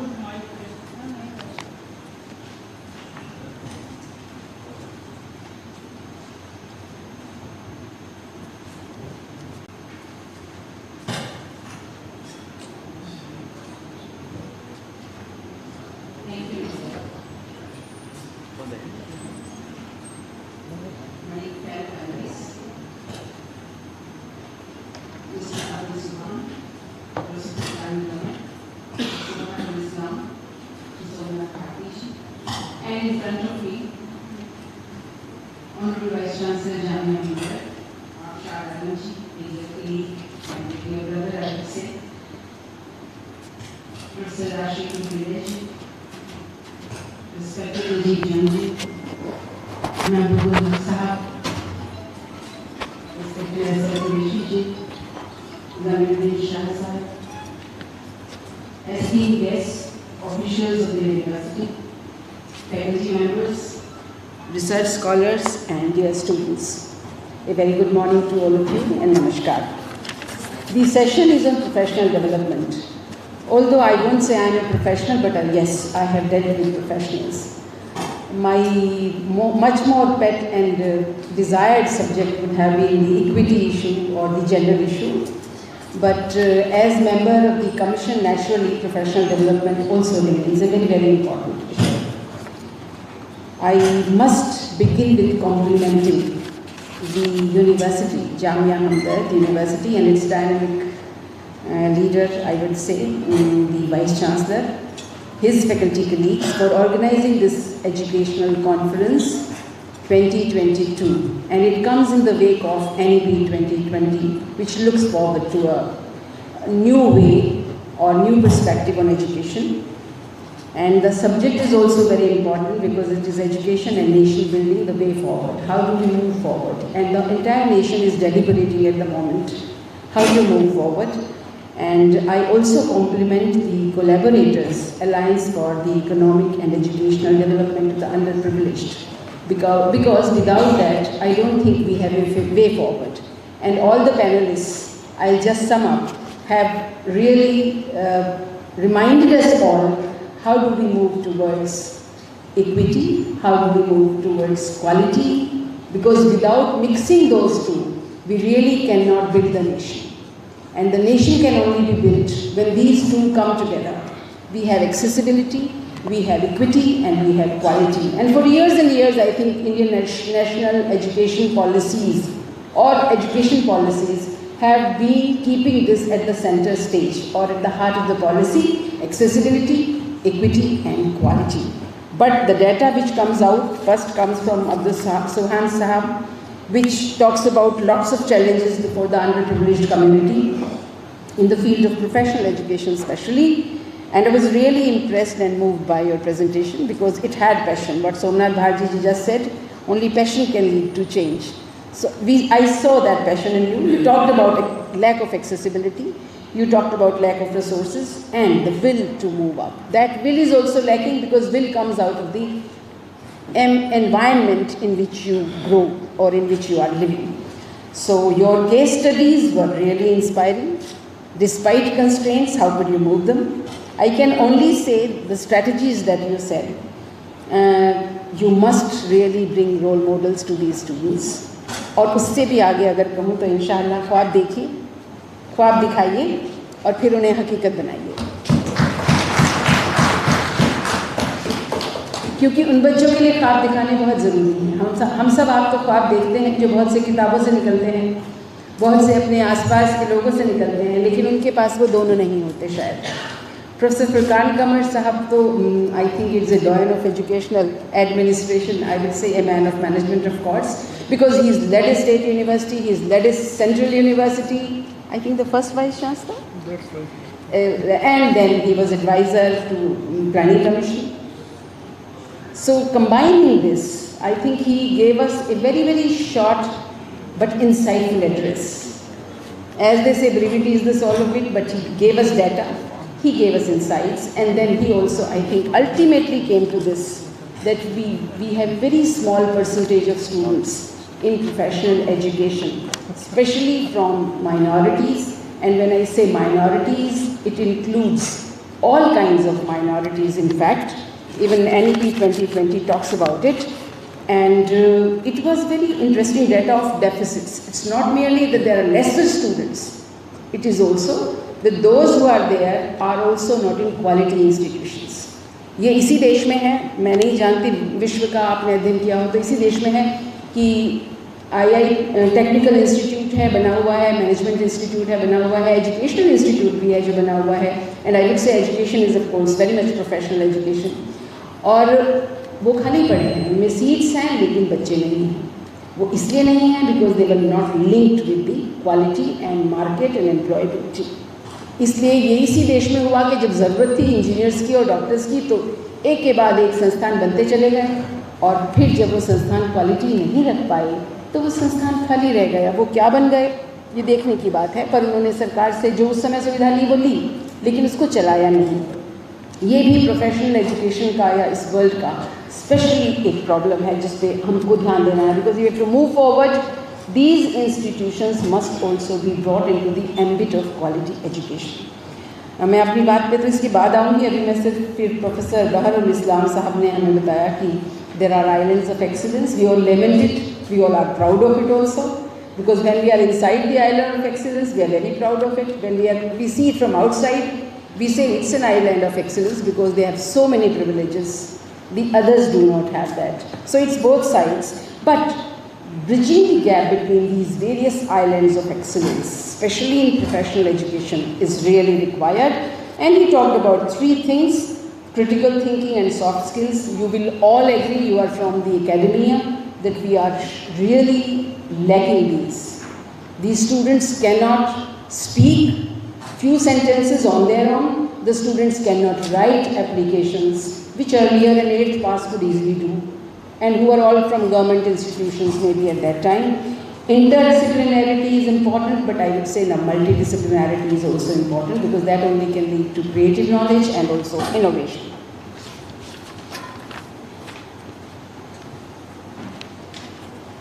All right.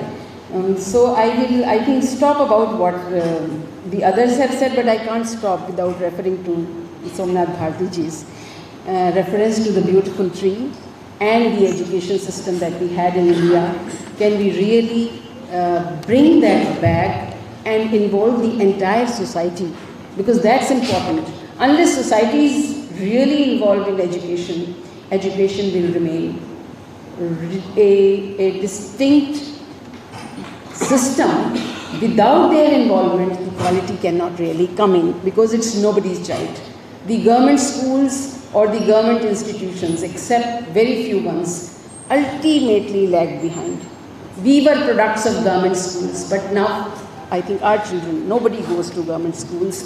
And so I'm very happy to know that you have really brought 3 lakh children back to government schools, because otherwise a very beautiful building, the best paid teachers, but without students. That was the tragedy of these.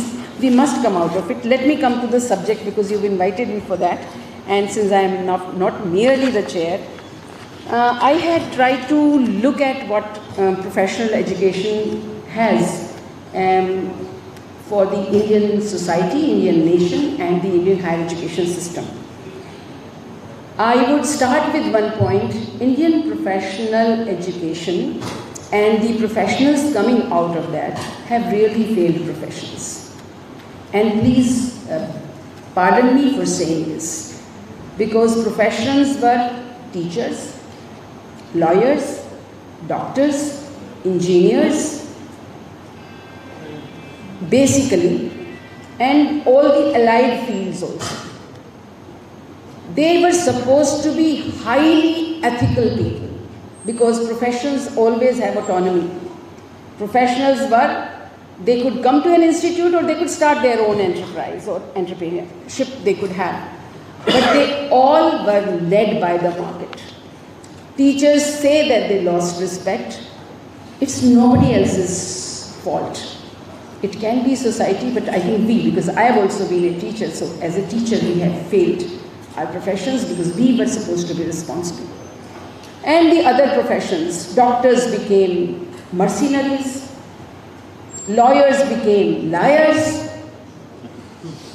So if professions are like that, then I think the society started feeling, what have we produced in fact?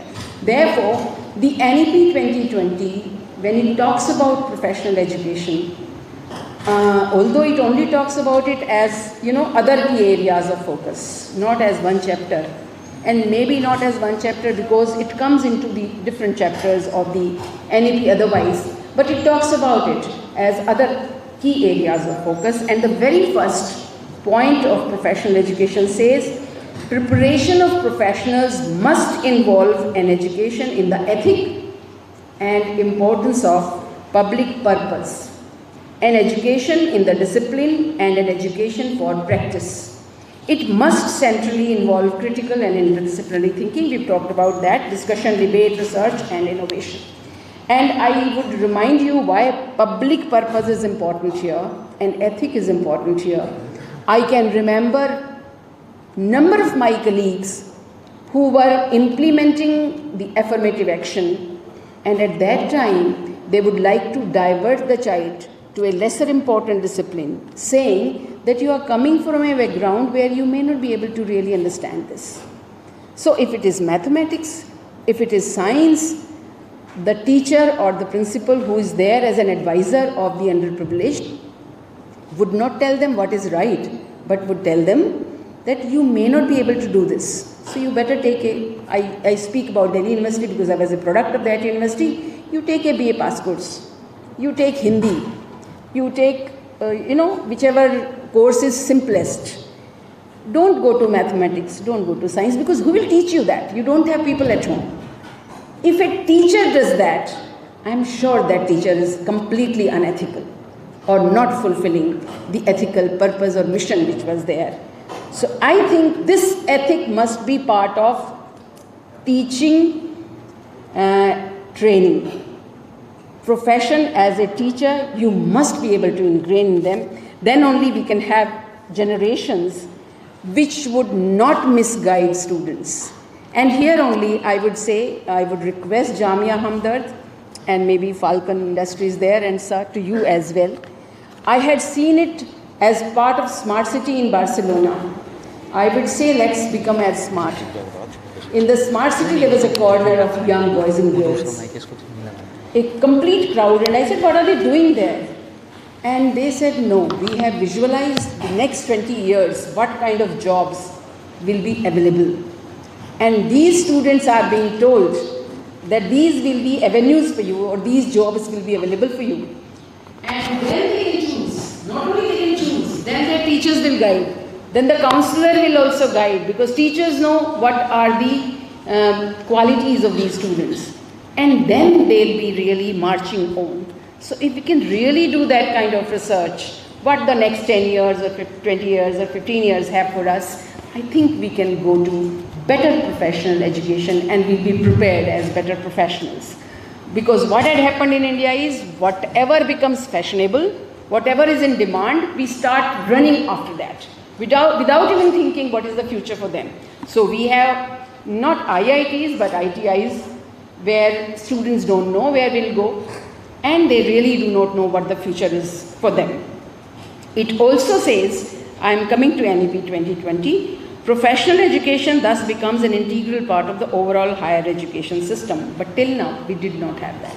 We have complete standalone universities. There are very few universities like Jamia or few others who combine various professions together, and general education as well. I must compliment, you've started law also as a school of law. And you have a very good name in professional education. But there is a medical university, there is an ITI, where rest is fringe only. And therefore the professionals who came out of these institutions didn't know in what society they are operating, and could only see how to earn more money, how to have a better profession or a better avenue for themselves. They did not think about their own society, they did not think about their own nation, and they did not really think about the future of institution also. Now alumni is coming back, but in India we did not have that kind of trend. So the standalone institutions will give way to multidisciplinary educations, as we say, MERU. There were institutions and institutions which had no research at all. I would say if there is a teacher without research, he or she is half a teacher only. Because without research, you really cannot teach well. You must have that combined. So MERUs, as we call them, multidisciplinary education and research universities, will come up and have the professions there. We should be integrated seamlessly, and what Bharti ji was saying, if there is a child who knows and wants to move forward, so one would be given a degree, diploma, then can move on to work also, so that he can have an exposure to industry, and that's very, very important in professional education. You will be surprised to know in this country, most of the professions had their councils, and I think Furqan Saab will forgive me for that. I had said that before also. These councils also did not perform their role at all. And I say it with all responsibilities and all responsibility, because they were supposed to look after the quality of these institutions. Except a few, we did not find any. They would visit the institutions and they will do what you all know what they will do after visits and give a report. I am looking at the reports in UGC also. A very good expert committee goes, writes the same kind of report almost for all the institutions, and ultimately give a list of suggestions and then says we unanimously recommend. So, they does not really mean much. Time ho gaya? Questions now, with your permission. All right. I think agriculture education is completely neglected in professional education. So nobody who comes out of an agriculture university really looks at the field. Yeah, let's have questions. I'll leave here. But professional education needs a very, very careful scrutiny and a very, very important face-over. And one more thing I would say, we have not been able to respect skills in India. And that's why there is not a relationship between skill and education. The ITIs failed because of that. We all look after that blue collar and white collar distinction. All those skills, and so skills should be given the dignity and the respect and the payment which they need, because every skill is important for life. So if we do that, I think we'll be able to better integrate skills with higher skills and competences which are part of the professional education. Thank you once again for giving me this opportunity. And I also look forward to questions. Thank you very much for enlightening us, ma'am. And now we are open for discussion. If any questions are there, please club. So we can start. Thank you very much. And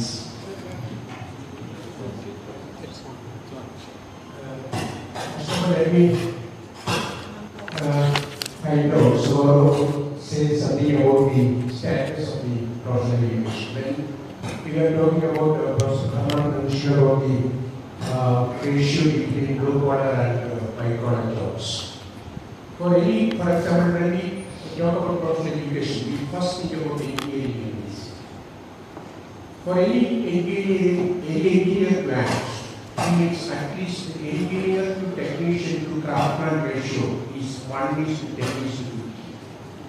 For an engineer, there has to be at least 10 technicians, that is the blue collar job, ITIs, because you are also comparing ITI and IIT, the ITIs are more important.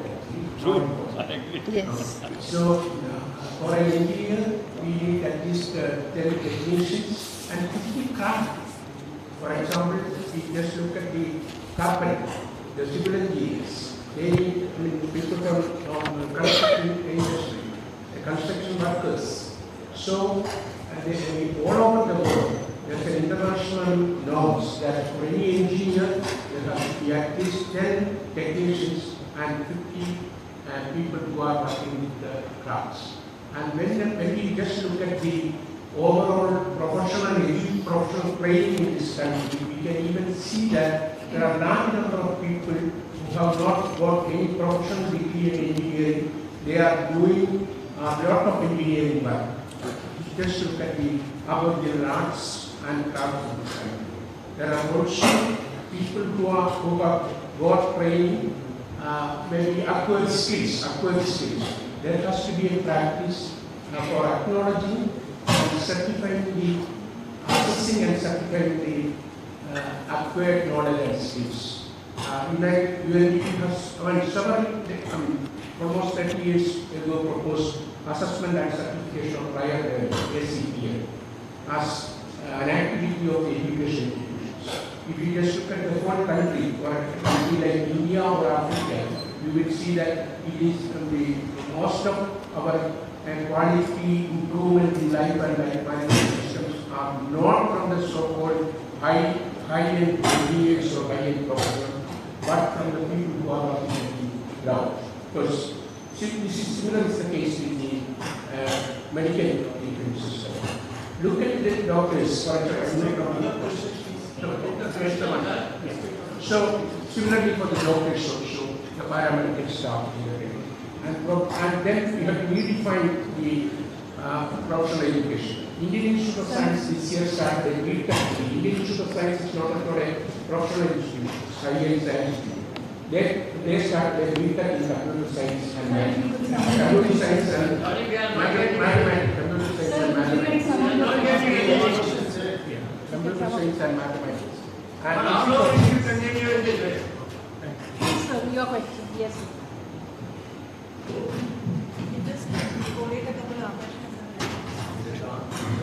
Can you hear me?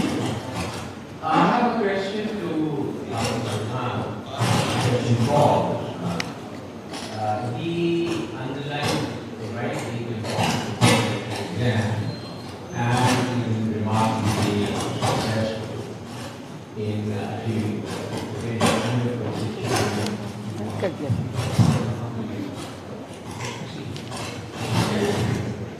Now, my question is that there is an earlier stage intervention and lower hanging fruit that we learned about yesterday from somebody who was here from Cambodia, and they take it and they are about 700 stage of them, and they take it about 18 each, and so what do you do?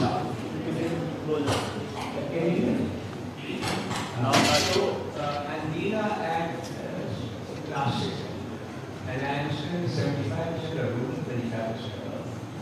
So how about training, coaching these young kids to get into Navodaya Vidyalaya, where they get good education and it's residential, it's free, and they can then be the value addition there would help in the kind of initiative that you are doing at a later stage. And so an earlier stage intervention, I think, would be very fruitful. And since you are deep into all this, I would like to hear what you have to say about it.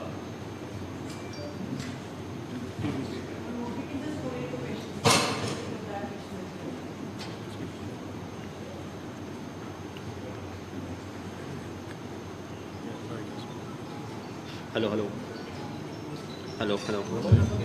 Yeah, I think in my presentation I have already made this point that we have to do it, we have to start training the children from the early age itself, and the standard also I made it very clear. From 6th standard we have to start working on the analytical thinking application part of understanding of concept on every child, and the concept of Navodaya I think is mostly taken into Karnataka state, especially they started number of residential schools post 6th standard. 6th onwards they started the residential schools. It is called Morarji Desai residential schools, Maulana Azad model schools. Almost 200 Maulana Azad schools were formed, residential schools were formed, and the 826 schools in which my services were rendered were also part of residential schools, in which Alhamdulillah almost 36 to 38,000 students wrote 10th exam last year, that in 2022. Results came, and the success rate was 99.2%, where the state average was less than 80%. And more than 90% students secured more than 40% students secured more than 90% marks. So, if we do it from the early age, there is nothing like it. It is the best way forward, and that is the way forward in the future, because 10th board exam is going to go away. Now with the NEP, the focus is very clear. From the 8th onwards, the students should start preparing for all this competitive examination in advance with the understanding of concept, just not with the rote learning, but in application way, where they have to start appearing for NTSC and all the exams. So we know the what we need to know is how and by who. I think in the synergy session we will take a proper session, because we are already working on this model. So we can have the third question, sir. Okay. Thank you for the excellent presentation by all. My question is directed to Subhan Sahab. Don't you think that there is a need to create an ecosystem using the successes you have and many other organizations for creating awareness, motivating, and then identifying those potential children to be able to create these successes across the country? The very basic understanding of alliance, the formation of alliance is all about this synergy also only. That the good practices, just not of Falcon, whatever Falcon is doing and all the other services, there are 100 more people who are doing better than Falcon or in different field. All of them has to come together and try, because we have to collaborate in every possible way to make sure the impact is larger. And inshallah, we are looking forward to that. In the coming sessions also, those discussions will happen in detail. Can we have the fourth question, sir? Sir मेरा question तो अभी सोनल भारती जी दिल्ली सरकार को represent कर रहे थे और यहाँ बात चल रही है प्रोफेशनल एजुकेशन की, लेकिन आज उनका जुड़ रही है एजुकेशन के प्रोफेशन से। प्रोफेशन के जिस प्रोफेशन बनाया गया है, अगर दिल्ली सरकार राइट टू एजुकेशन को इम्पोज कर दे तो बहुत सी चीजें हमारे साथ खत्म हो सकती है। ये कब नाफिज होगा? राइट टू एजुकेशन जो सरकार का कानून है, जिसकी वजह से नाफिज न होने की वजह से आज इस देश में तालीम का डबल स्टैंडर्ड हो गया है। और इस डबल स्टैंडर्ड ने लोगों को दो जगह बांट दिया है, एक गरीब की तालीम और अंदर की तालीम। आज जो लोग अभी सुल्तान भारती जी कह रहे थे कि बच्चे 3 लाख बच्चे सरकारी स्कूल में आए हैं, वो स्कूल को देखकर नहीं आए, बच्चे फीस से झगड़ने की वजह से आए हैं। आज ये डबल स्टैंडर्ड है जो वहां से छोड़े ना आ रहे हैं, और इसी पॉलिसी पर अमल करने के लिए हमें सबसे पहले देखना है कि एजुकेशन किस तरह इसके इजी प्रोवाइड कैसे होगी। एजुकेशन को इजी प्रोवाइड करने के लिए कहाँ पे काम हो रहा है, कहाँ पे इसकी चीज चल रही है, राइट टू एजुकेशन। और दूसरी बात, हमें आज इस कॉन्फ्रेंस से जो हम यहाँ आए हैं और यहाँ माशाल्लाह सब इंटेलेक्चुअल लोग बैठे हैं, एकेडमिशियन बैठे हैं, एजुकेशन कमीशन का कयाम होना चाहिए ताकि हम इसको चेक मॉनिटरिंग हो सके कि कहाँ पर क्या हो रहा है। आज एजुकेशन प्रोवाइड करने में जो दिक्कतें आ रही हैं, हम यहाँ पर एजुकेशन बात कर रहे हैं, प्रोसेस बात कर रहे हैं, इंस्टीट्यूशन के प्रोसेस बात कर रहे हैं, लेकिन इन्फॉर्म के प्रोसेस में जहाँ का आवाम यूज है उस पर बात होनी चाहिए। Sir, आपका question. Any other question from the audience? We'll club all the questions and ask speakers. Yes, please be precise. Please be precise. My question is Mr. Somnath. Should ITIs be closed at the useless, or should the work be done to make ITIs so that they can get some respect? And ITI professionals can also be known as ITIers. That's my question. Next question. Next question. Yes, please. Mike दे दीजिए इनको please जल्दी से। मेरा 2 question है। हाँ। Ma'am से है एक सर से है। मैम ने बोला कि टीचर रियल वो है जिसकी रिसर्च भी अच्छी हो और पढ़ाता भी अच्छा हो। तो दोनों आजकल ऐसा कम है, बहुत से टीचर टीचिंग तो कर लेते हैं, रिसर्च नहीं आती। बहुत से टीचरों को रिसर्च बहुत अच्छी आती है, टीचिंग सही नहीं आती। तो ये वाला क्वेश्चन ठीक है। अब इसमें कि क्या तरीका है कि एक ही टीचर में दोनों क्वालिटी, ये एक क्वेश्चन है आपसे। इन सर से ये क्वेश्चन है कि सर ने बोला कि मेरा 40% student get more than 90% marks.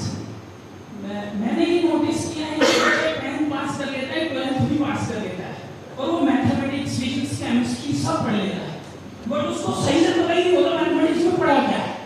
मतलब वो चीजें पढ़ता है, 10वीं पास कर लेता है, 90% मार्क्स भी आ जाता है, लेकिन उसको मैथ्स का रियल में नहीं पता होता है। वो टॉपिक पढ़ जाता है, टीचर भी पढ़ाता है, वो बोर्ड में लिखता है, बच्चा समझता है, उसको मालूम होता है these questions are important, paper में लिख देता है, get the good marks, but उसको रियल नॉलेज नहीं होती है। जो प्रोफेशनल एजुकेशन में लोग बीटेक कर लेता है, उसको मालूम नहीं होता, तो उसका क्या तरीका है कि उसको रियल एजुकेशन का ज्ञान हो। तो 12वीं पास है तो रियल में थोड़ा सा टाइम कम है। बस मैं दो ही क्वेश्चन था, एक सर से और एक से, दोनों। Any other question? Any other question? Yes, sir.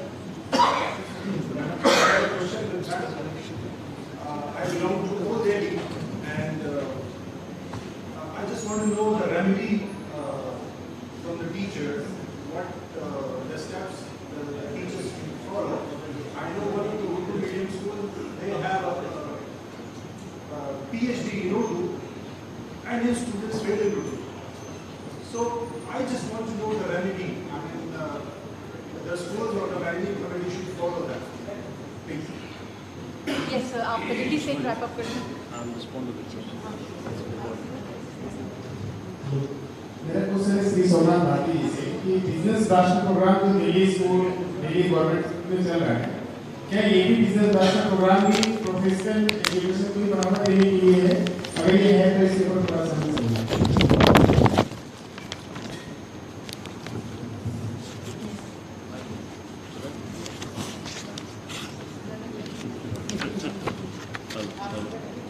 Small submission has been made, sir.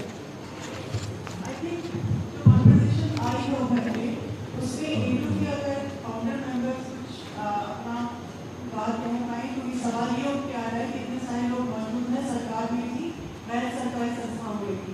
अब एक जो हमारे अलायंस ओपन के आया है, उसका रोल बनेगा किस तरह से इन लोगों का इस्तेमाल किया जाए, इनकी पॉलिसीज को यूज किया जाए।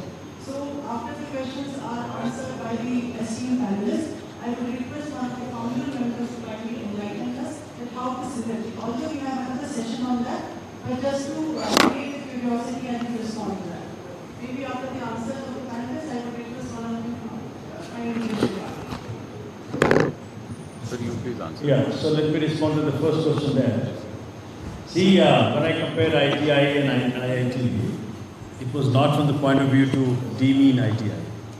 ITI is a very, very important, as Sir said, the first honorable questioner, that अब हम लोग उसको बना रहे हैं skill development institutions.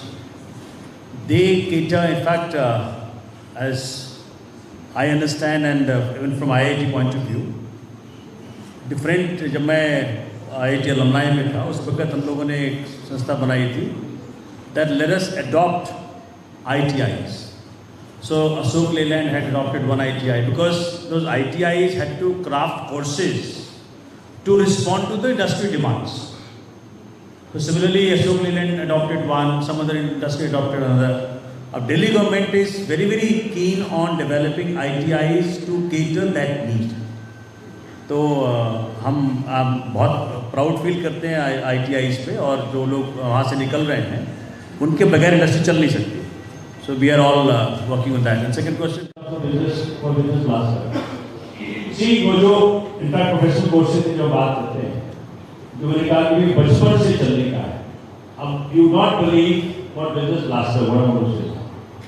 When we thought of entrepreneurship curriculum, because entrepreneurship curriculum is very, very important for the children to understand, because Maroon Kalam used to say that rather than generating employment seekers, become employment givers.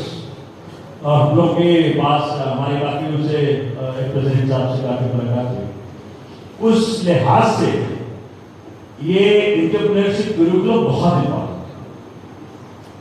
मैं अपने school को बार-बार coat करता हूँ, जो hostel school है, उसमें लड़कियों ने ऐसे बिजनेसेस आगे लेकर के आए बिजनेस मास्टर प्रोग्राम के जरिए.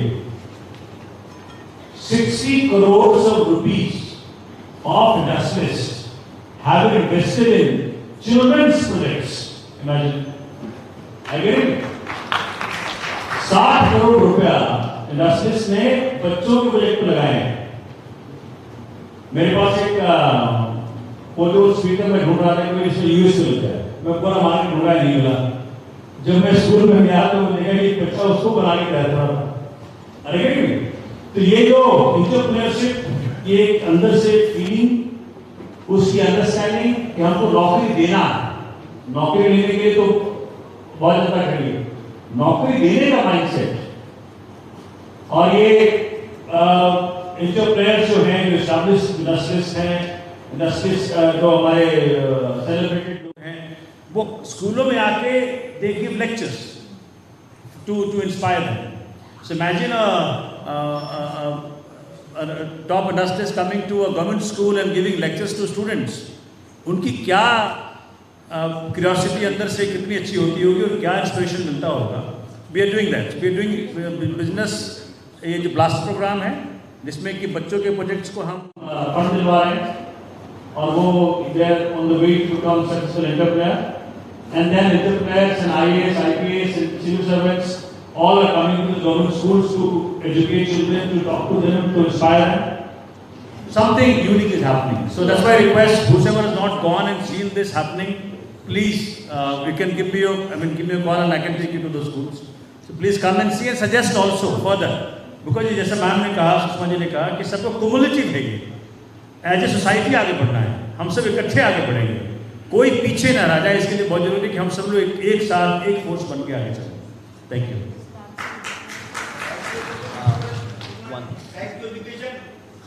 Sir, we are already behind 1 घंटा आगे जा चुके हैं। तो नेक्स्ट आप हमसे एक करके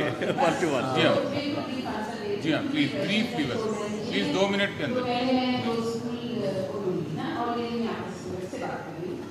वैसे तो कोई परफेक्ट प्राइमरी बात से नहीं निकल सकती, वो बच्चे क्यों फेल हुए उसका कारण सिर्फ टीचर है या कुछ और भी है, ये भी ढूंढेंगे आप। क्योंकि एक टीचर की PhD का और बच्चों की सक्सेस से संबंध ज़रूर होना चाहिए। क्यों नहीं है, क्या टीचर में उस पैशन की कमी है, वो जो फिर मैं उस दूसरे क्वेश्चन पे इसके बाद जाऊंगी कि कुछ रिसर्चर हो जाते हैं और टीचर कम हो जाते हैं, कहीं ऐसा तो नहीं है। तो दोनों को आप मिलाएं, आप उस टीचर से भी बात करें जिसकी क्लास में बच्चे फेल होते हैं, उन बच्चों को भी ठीक से देखें, कोई और उसके पीछे कारण तो नहीं है, फिर आप कोई ना कोई एक इसका तरीका निकाल सकते हैं। लेकिन जिनके 100% रिजल्ट निकलते हों उन्हें इंसेंटिवाइज करेंगे तो वो टीचर भी ये प्रयास करेंगे। सो इट्स जो पुरानी कहावत है ना कि कहीं थोड़ा दंड भी दीजिए और कहीं प्रशंसा भी कीजिए, तो फिर अपने आप ही सफलता की ओर बढ़ेंगे। लेकिन उसको थोड़ा डायग्नोसिस की ज़रूरत है कि बच्चा क्यों फेल उस क्लास में हो रहा है, वो उनकी क्लास अगर है तो इसको हम देख कर बता सकते हैं। अभी इतना कह सकती हूँ। और जो पिछले साथी एक यंग युवा ने पूछा है टीचिंग और रिसर्च, आई थिंक ये माइंडसेट की बात है। वर्षों तक हम ये सोचते रहे भारत में एक अच्छा टीचर है, फिर वो रिसर्च करे नहीं करे, उसने अपनी क्लास ले ली बहुत अच्छे से, बहुत अच्छा रिजल्ट उसका आ गया, 100% रिजल्ट आता रहा, बच्चे भी आगे जा करके अच्छे प्रोफेशन में चले गए तो अच्छा है, परंतु वो आधा है। I am just completing it. Mindset has to be that a teacher should understand. पहली बात तो वही टीचर बने जो टीचर बनना चाहते हैं। आधे फेल वही होते हैं जो टीचर बनना नहीं चाहते, लेकिन ultimately they are compelled to become teachers because they don't find anything better. वो वाला माइंडसेट नहीं आना चाहिए टीचिंग प्रोफेशन में। और फिर थोड़ा सा बच्चे भी अगर ध्यान रखें, मुझे याद है मेरे समय में एक बच्चा ये कह देता था टीचर को, हमसे आके शिकायत कर देता था कि जी हम इनसे नहीं पढ़ना चाहते। क्यों? क्योंकि ये किताब लेकर बैठती हैं, उसी में से पढ़ाती हैं। किताब तो हम घर में भी पढ़ सकते हैं। So a teacher has to be updated and master of his own or her own subject. That can only be done with research, and research has to be incentivized, and research has to be given infrastructural facilitation which is required, monetary and infrastructure. फिर ये दोनों का mixture होगा, there will be the ideal teacher. I still believe it. Thank you very much. 30 second हो आपके पास अवश्य sir. तो नोरिया साहब जस्ट 30 सेकंड मैं फॉलो करूँगा सर। इस सेशन के कंटेक्स्ट में और उम्मीदों के जो आगाज मुनासिब है उसकी रोशनी में 2 बातें कहना चाहूँगा। एक तो ये कि इंडिविजुअल लेवल पर बहुत सारे लोग इंफरादी तौर पर बहुत अच्छा काम कर रहे हैं, सुभान साहब हैं, मुल्ला साहब हैं और दूसरे लोग हैं। चैलेंज हमारे सामने ये है कि उसको हम स्केल कैसे करें, जो मैग्नीट्यूड ऑफ प्रॉब्लम है उसके लिए स्केलिंग अप का क्या तरीका है कि उनको हम बड़े करने को ले जाए। और दूसरी चीज़ एक ये है, पिल्लई साहब बहुत अच्छा सवाल पूछ रहे थे, मेरा ख्याल में बीच में वो रह गया, कंप्लीट नहीं कर पाए, कि एक जो इंडियन टिपिकल माइंड सेट है उसको तोड़ने की ज़रूरत है। लोग इंजीनियर बनना चाहते हैं लेकिन पॉलिटेक्निक्स में बच्चों को दाखिला लेना नहीं चाहते, जबकि आज की मार्केट सिचुएशन ये है कि पॉलिटेक्निक होल्डर्स को जॉब ज़्यादा मिल रही है। मेरा ख्याल इसको सोशल प्लेन पे हमें इस पर कुछ करने की सख्त ज़रूरत है। शुक्रिया बहुत बहुत। Thank you very much, participants. That brings the end of this session, and thank you very much. We sign off for today. Hoping to meet tomorrow. Thank you very much. So before that, may I please take 1 minute to felicitate the panelists. Thank you. May I please call upon stage Lieutenant General Zamiruddin Shah Saab to felicitate our panelists, post which we will move for the tea break.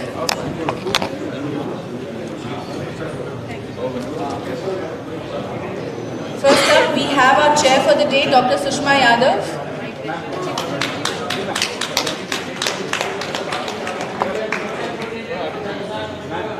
Next we have Mr. Abdul Subhan. Abdul Subhan sir, please write. Dear attendees, to just take 30 seconds of your time. Thank you. Then we have Professor Furqan Qamar.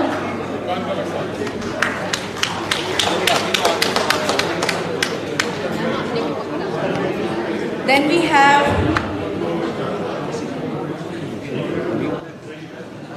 Mr. Somnath Bharti.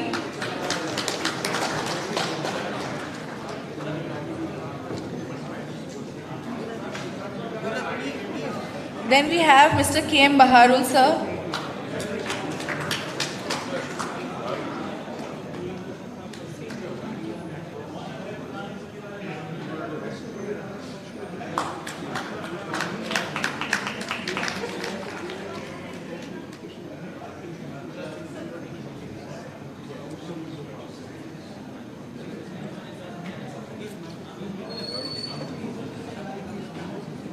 Professor K.M. Baharul sir.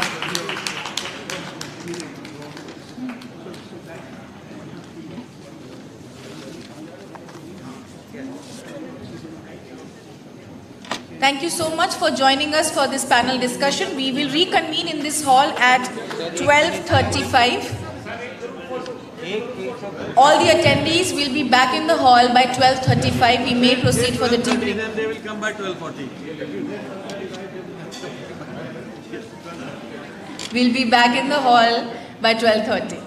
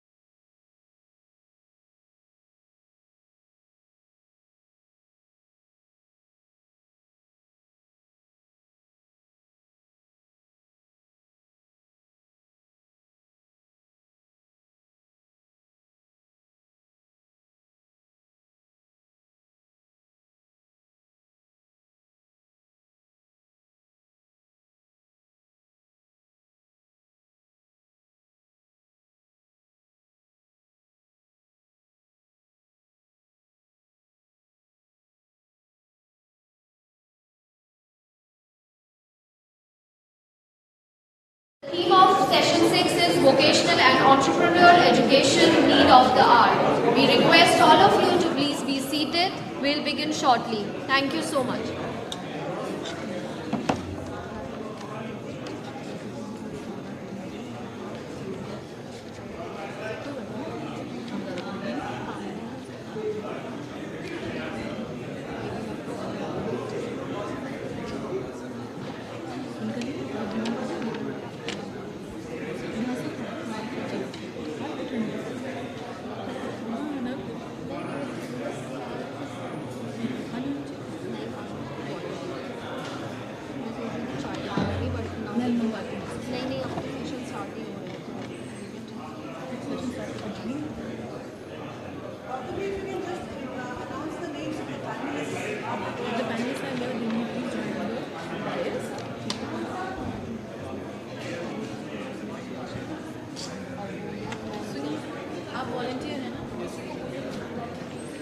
We are about to start our session 6 of the Education Conference 2022 organized by ADU in collaboration with Jamia Hamdard. The theme of this conference is Vocational and Entrepreneurial Education, Need of the Hour. Our esteemed panelists for this session are Janab Mehbubul Haq Sahab, who will also be the chair of this session, Professor Dr. Salina K. Bashir, Professor Dr. Rehan Khan Suri, who has also graciously accepted to be the moderator of this session, Janab Basab Banerjee Sahab and Janab Farhad Jamal Sahab from A2. We request all the panelists, if they are here, may please join us on the dais. I request all our esteemed panelists for this session to please join us on the dais.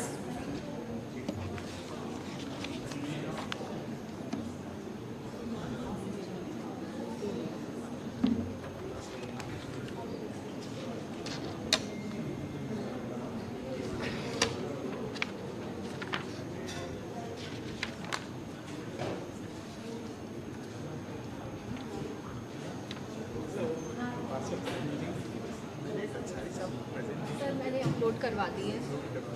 So whenever you require, when you will be called to speak, I'll ask the icon.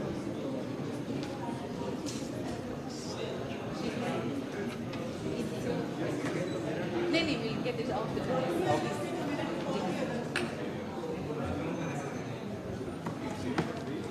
Yeah. Sir, this is the presentation. If you may please confirm, this is the presentation. Thank you so much. At that time, will you please switch off the light? The IT guy will switch off. We can ask them.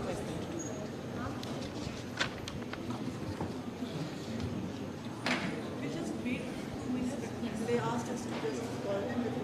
Yeah, कभी भी writing pad मिल सकता है. किसी का bag है. By the time, shall I introduce the panelists so that we can...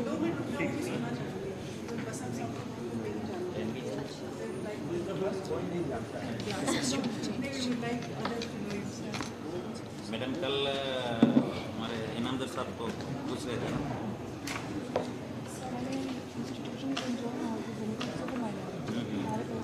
I know.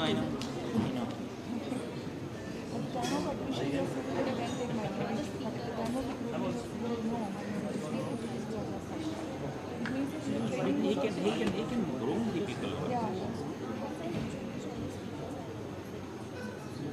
What format would you like to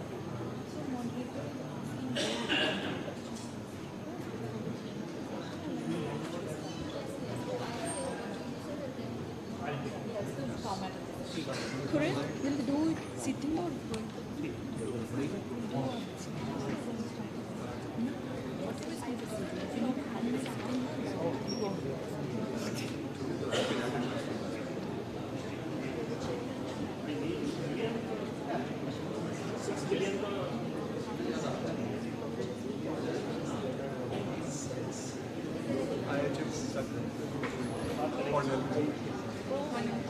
So it's an important... So, Mahbub sir, you are chairing the panel, so you will speak in last. I need not do anything. I'll be in the last. Okay. So you will conclude the session. Okay. I'll invite you to conclude. So Salina, would you like to speak? Thank you so much. Before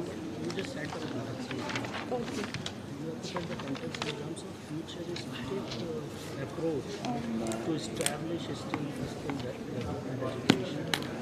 And I do when you do. I don't know because we have not put up.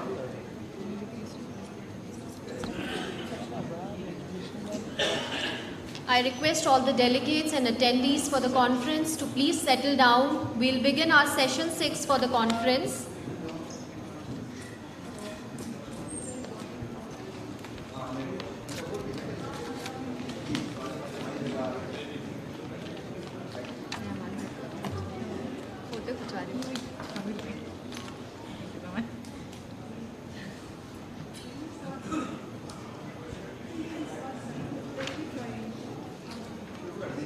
Ji sir.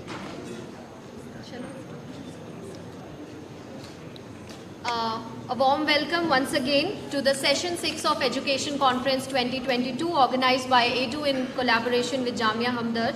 The theme of this session is Vocational and Entrepreneurial Education, Need of the Hour.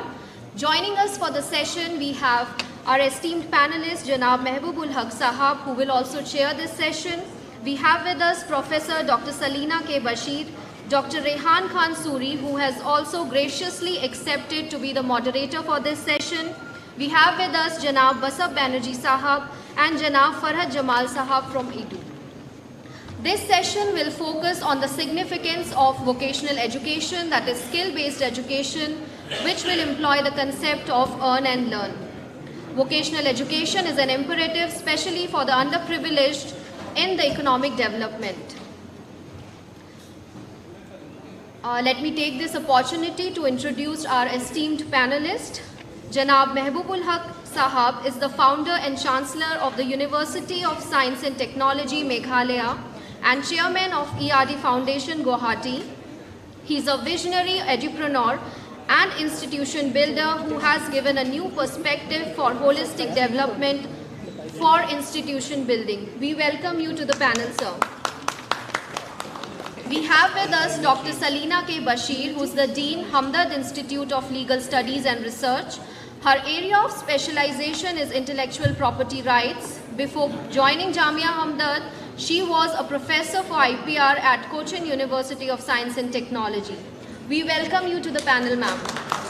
We have with us Professor Dr. Rehan Khan Suri, who will also be moderating this session. Sir is the Pro Vice Chancellor, Delhi Skill and Entrepreneurship University. He is an academician, researcher, trainer, career expert and social engineer. We welcome you to the panel, sir. We also have with us Janab Basab Banerjee Sahab, who is the co-founder and president of Magic Billion.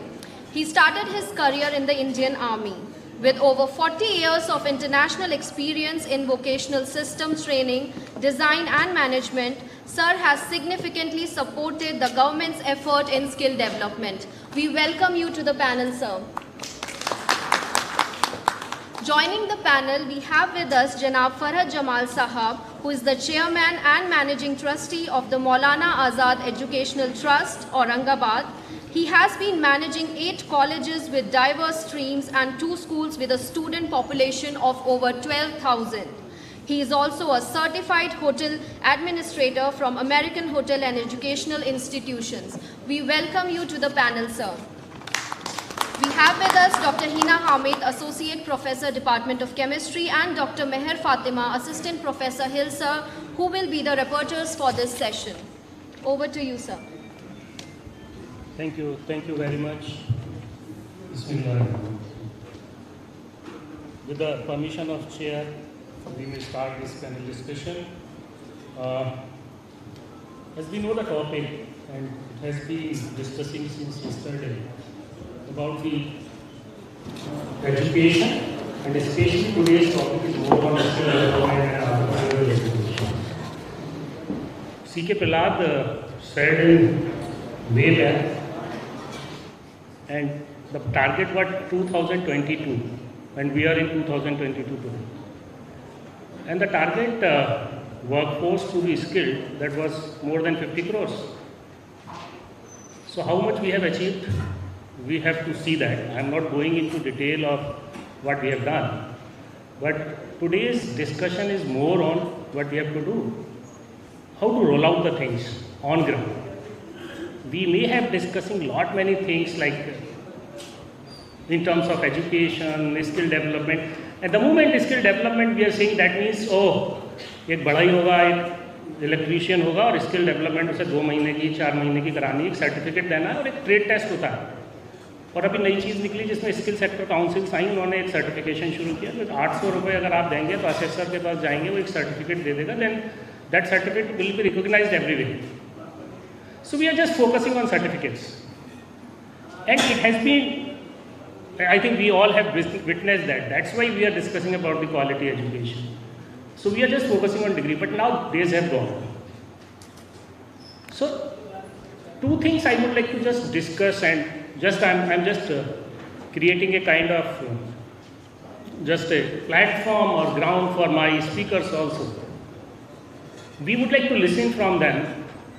How can we engage and involve each and every institution at each and every level, each and every place, and to reach each and every individual which is underprivileged? How to do that? So first we have to connect, we have to create something. So we need something to hear from you, how to do that. It's not simply, I think, please pardon me to just use this, please do not give the research data just for the sake of giving. Please give the solutions. We would like to hear the solutions today. And the people, those are here, they all are stalwarts from different fields. They'll take away something with them and apply at their own institutions or at their own vicinity or wherever they are from. So we would like to understand, as we have to skill a large number. So this is the first challenge. The challenge is quantum. So we have to scale. So how to scale? Second, we are already in 2022. How to scale? Or how to speed up? How can we do fast?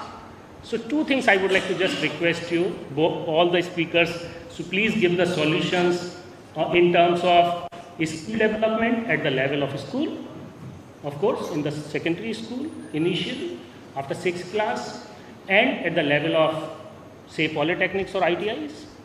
I am saying ITIs, and ITIs are meant for the skill development, but that is not skill development basically. How can we do them better? And at the level of some institutions, those are standalone institutions, private institutions, and a large number where we can also support our madrasa education system, where is a large number also studying, and they can also be skilled in terms of getting some employment outside. So we have to club, we have to orient our all skill development towards the employment, towards the livelihood, towards the entrepreneurship. If you just go by the World Economic Forum report 2022, and that mentioned skill instability.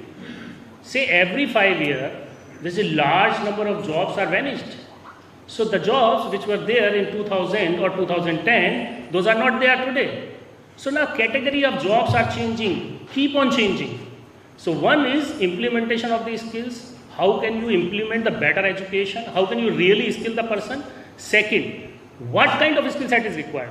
And third, as somebody also mentioned in the last session, how can you give the respect to the skill? And that's why Skill and Entrepreneurship University is also doing in that area, where we are also integrating skill set with the higher education. So just over to you. I would like to request first Basab Banerjee Sahab, who's from Magic Billion, he's really the key person in terms of implementing skills and all. Basab Sahab, 1 minute. You have to speak for 5 minutes, then we would focus more on discussion. Please. Thank you. Good afternoon. Assalamu alaikum. Namaskar. Thank you, sir, for that timely reminder for time. So, I want to give some practical experience to you people. So while my slides are being laid out, I'm conscious of time, so I'll go very, very quickly. The first national policy for education, this educated audience will know, was introduced in 1986. But 1986, that's correct. It took more than 40 years for the first national skill policy to come up. And I'm sure if I ask for a show of hands, can you tell me in which year we had the first national skill policy for skills? See, this is something people don't know. It came in 2009. And I was very fortunate. As part of that, the National Skill Development Corporation was set up. I was the fourth member to join that team. Institutional in setting up the sector skill councils, creating the qualifications that we are using in our country today, and of course, sir, setting up the assessment system, which has got many pitfalls. And after the National Skill Development Corporation, I was fortunate to be an advisor with the Asian Development Bank, which was funding a lot of states to set up their state skill missions. So I've been very fortunate helping states do their bachelor in vocational and a myriad other activities. I moved to the private sector in 2018, and the reason is in the slides. Let me just take you through.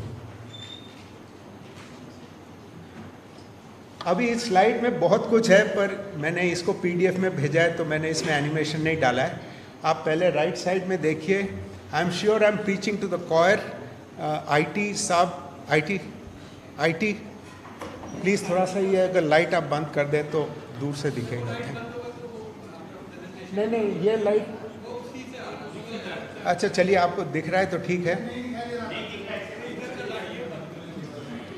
ऐसे आप explain कर दें मेरे ख्याल से ठीक. बहुत सारे लोगों को वैसे भी नहीं देखेगा उधर बैठे. देखिए, स्किलिंग में एक बहुत ज़रूरी बात बोलते हैं कि आपके ऑडियंस के सारे जितने सेंसरी ऑर्गन्स हैं उनको आप अपने तरफ रखिए.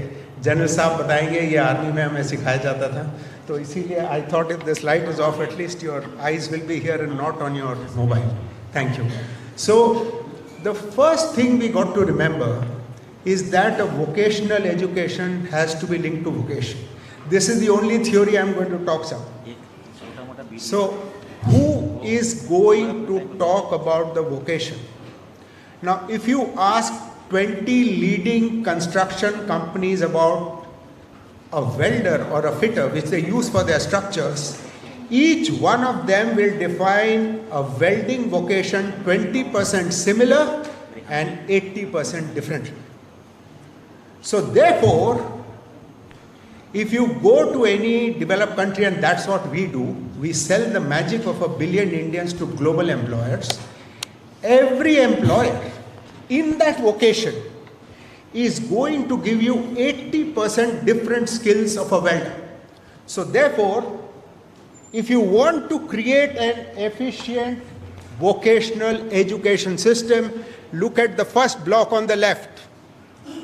Unless there is an employer engagement, there is no value to the vocational education that you've been doing. And if you have only created an industrial advisory committee for your ITIs and for all these technical institutions, please ask yourself that question: what is the involvement of the employer in that?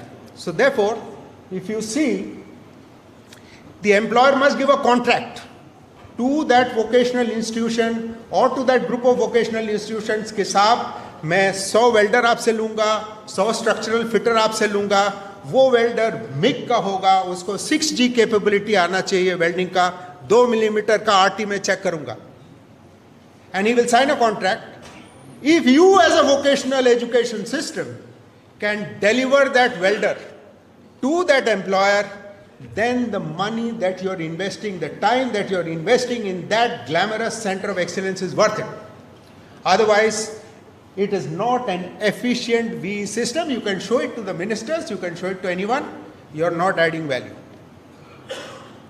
Now look at the challenges that our vocational system has. It's all written out there. You all know it. These are the biggest challenges. But the larger challenge that the vocational education system has is what is given here. Now, right or wrong, ये 16 जून का times of India का editorial है, इसमें जो points लिखे हैं वो मैंने हाईलाइट कर दिए हैं, आप खुद देख सकते हैं. In this country it is going to take our useful lifetime of a person like me who is a septuagenarian, sexagenarian, 60 plus के जो हम जनरेशन हैं, हमारे यूजफुल लाइफ में ये क्लोज नहीं होगा. This gap is going to remain. And this challenge, lot of people in the previous session also spoke, non-white collar jobs को वो importance देना is going to be very difficult in our country. So, as Magic Billion, we went global. And we loved what we saw. So, I'm giving a solution, sir. Here is what we are saying. We hypothesized in 2018. I was very fortunate. I was part of the Ministry of Skill Development as a consultant, because countries like Sweden, Japan, and many others in the process now have approached our government to say we want skilled Indians to work in our country. And I went to Japan, and as a result of that, we have signed an MOU with the government of Japan to send 300,000 trained Indian candidates, youth, to Japan by 2022. Unfortunately, we are sitting in 2022, we have not crossed the number of 400.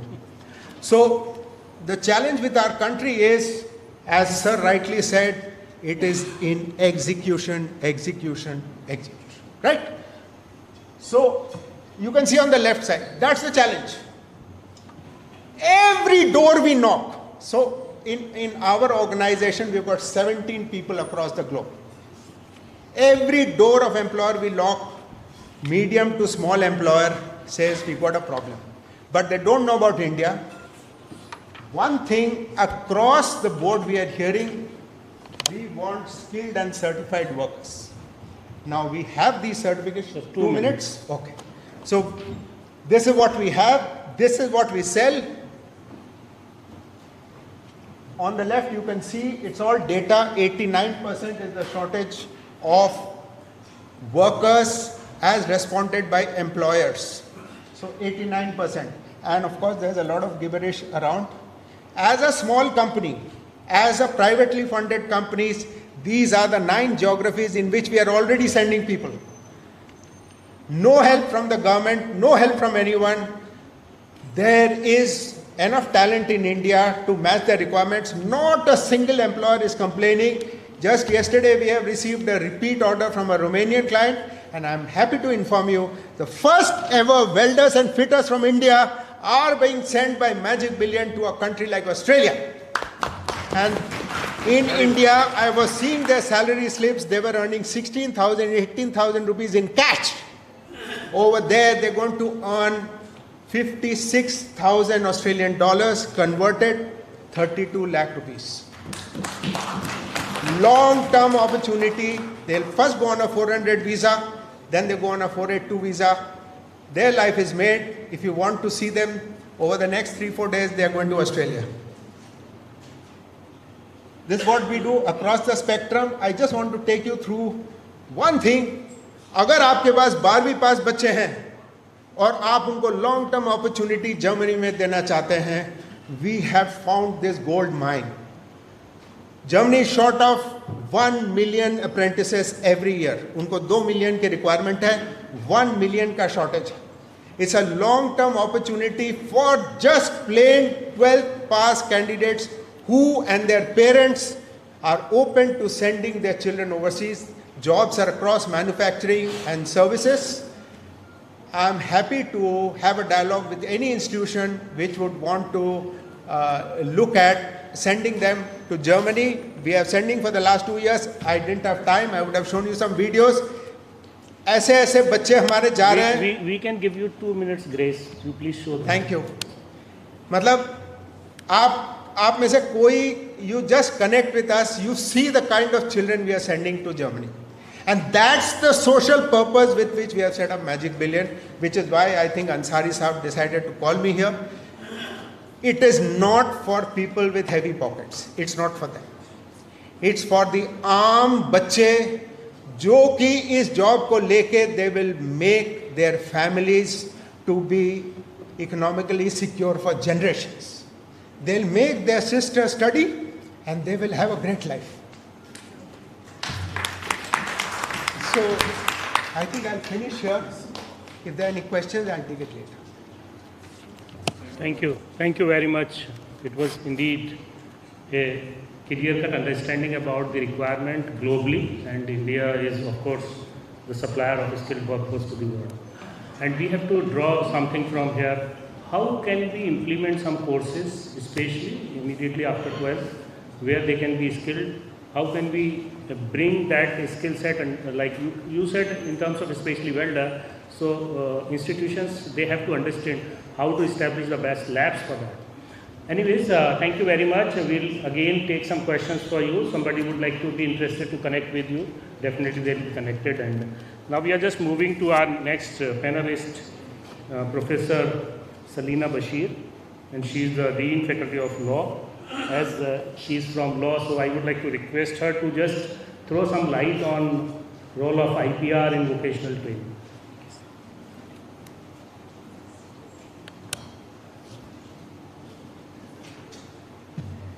Respected dignitaries on dais, off the dais, Dr. S.Y. Qureshi Sahab, Lieutenant General Samiruddin Shah, Dr. Najib Jan, former Vice Chancellor Jamia Millia Islamia, our respected Vice Chancellor, sir, thank you for giving this opportunity. So our moderator is little tough. He's very impatient also. He has put more pressure on the panelists that he's asking us to give solutions in 10 minutes. And when I told him that I like to speak on a particular topic, he told me that no, that topic is not at all interesting and I don't think that the topic is relevant at all. So it has put a lot of pressure on me, sir. I'll try my best to make the topic relevant and interesting. So I like to talk about intellectual property rights, its role in vocational training and entrepreneurship. Yes, intellectual property rights, as all of us know, it is a set of legal rights conferred for creativity, innovation, and even for any kind of intellectual labor or even for hard work. Like even if you are compiling a set of question paper, you have originality, you have copyright over that set of question paper. So it has relevance in your because we are giving patents for innovation, we are giving copyright for your creativity, we are giving trademark, geographical indication, we are protecting your traditional knowledge as it is relevant in all relevant like professional courses or liberal arts or even for vocational courses. But the importance of intellectual property right in vocational courses is more reinstated last month with the report of World Economic Forum. The World Economic Forum report on human resource capital, published in May 2022, which says that it is a report compiled by assimilating the human resource capital data from nearly 150 countries. And India stands in the last bottom quartile. And the rank number 1 goes to Finland, followed by few small European countries, then followed by United States and Germany. And the report states that the reason is that they have incorporated intellectual property along with vocational training from primary schools, from secondary schools. They are not simply giving technical or vocational training. They are also inculcating the culture of respecting the rights, the ethics of property protection. They are also making the concept of entrepreneurship from the very beginning. Because from the school itself, if you have some kind of innovation, let it be nowadays we know the youngest entrepreneur of India is a 13-year-old boy who has developed a game-based application. So when they develop all these kinds of things, they have to know that what kind of rights, what is the legal framework, what is the legal framework offering you protection. That will make you more secure, that will make you more innovative, that will make you more comfortable. So in that way, intellectual property rights plays a great role. Secondly, in all these countries, another important thing that the report is mentioning is intellectual property rights itself is a vocational training. For example, there is a lot of artisans, also indigenous people with huge amount of knowledge, traditional know-how, folklore. And there are a group of Like even nowadays, during the corona period, you might have seen many housewives coming up cooking videos. They were having this doubt that whether the cooking videos can be protected under copyright. So it is a living concept actually. So in all those countries, intellectual property right with a 6 months course is a vocational course where the people are earning a lot of money, the students are earning a lot of money after completion of the 6 months course. So going next to highlight the importance of intellectual property rights. Last month, again, World Intellectual Property Organization published a report. It was the report on endangered artisans and handicrafts. There India comes first.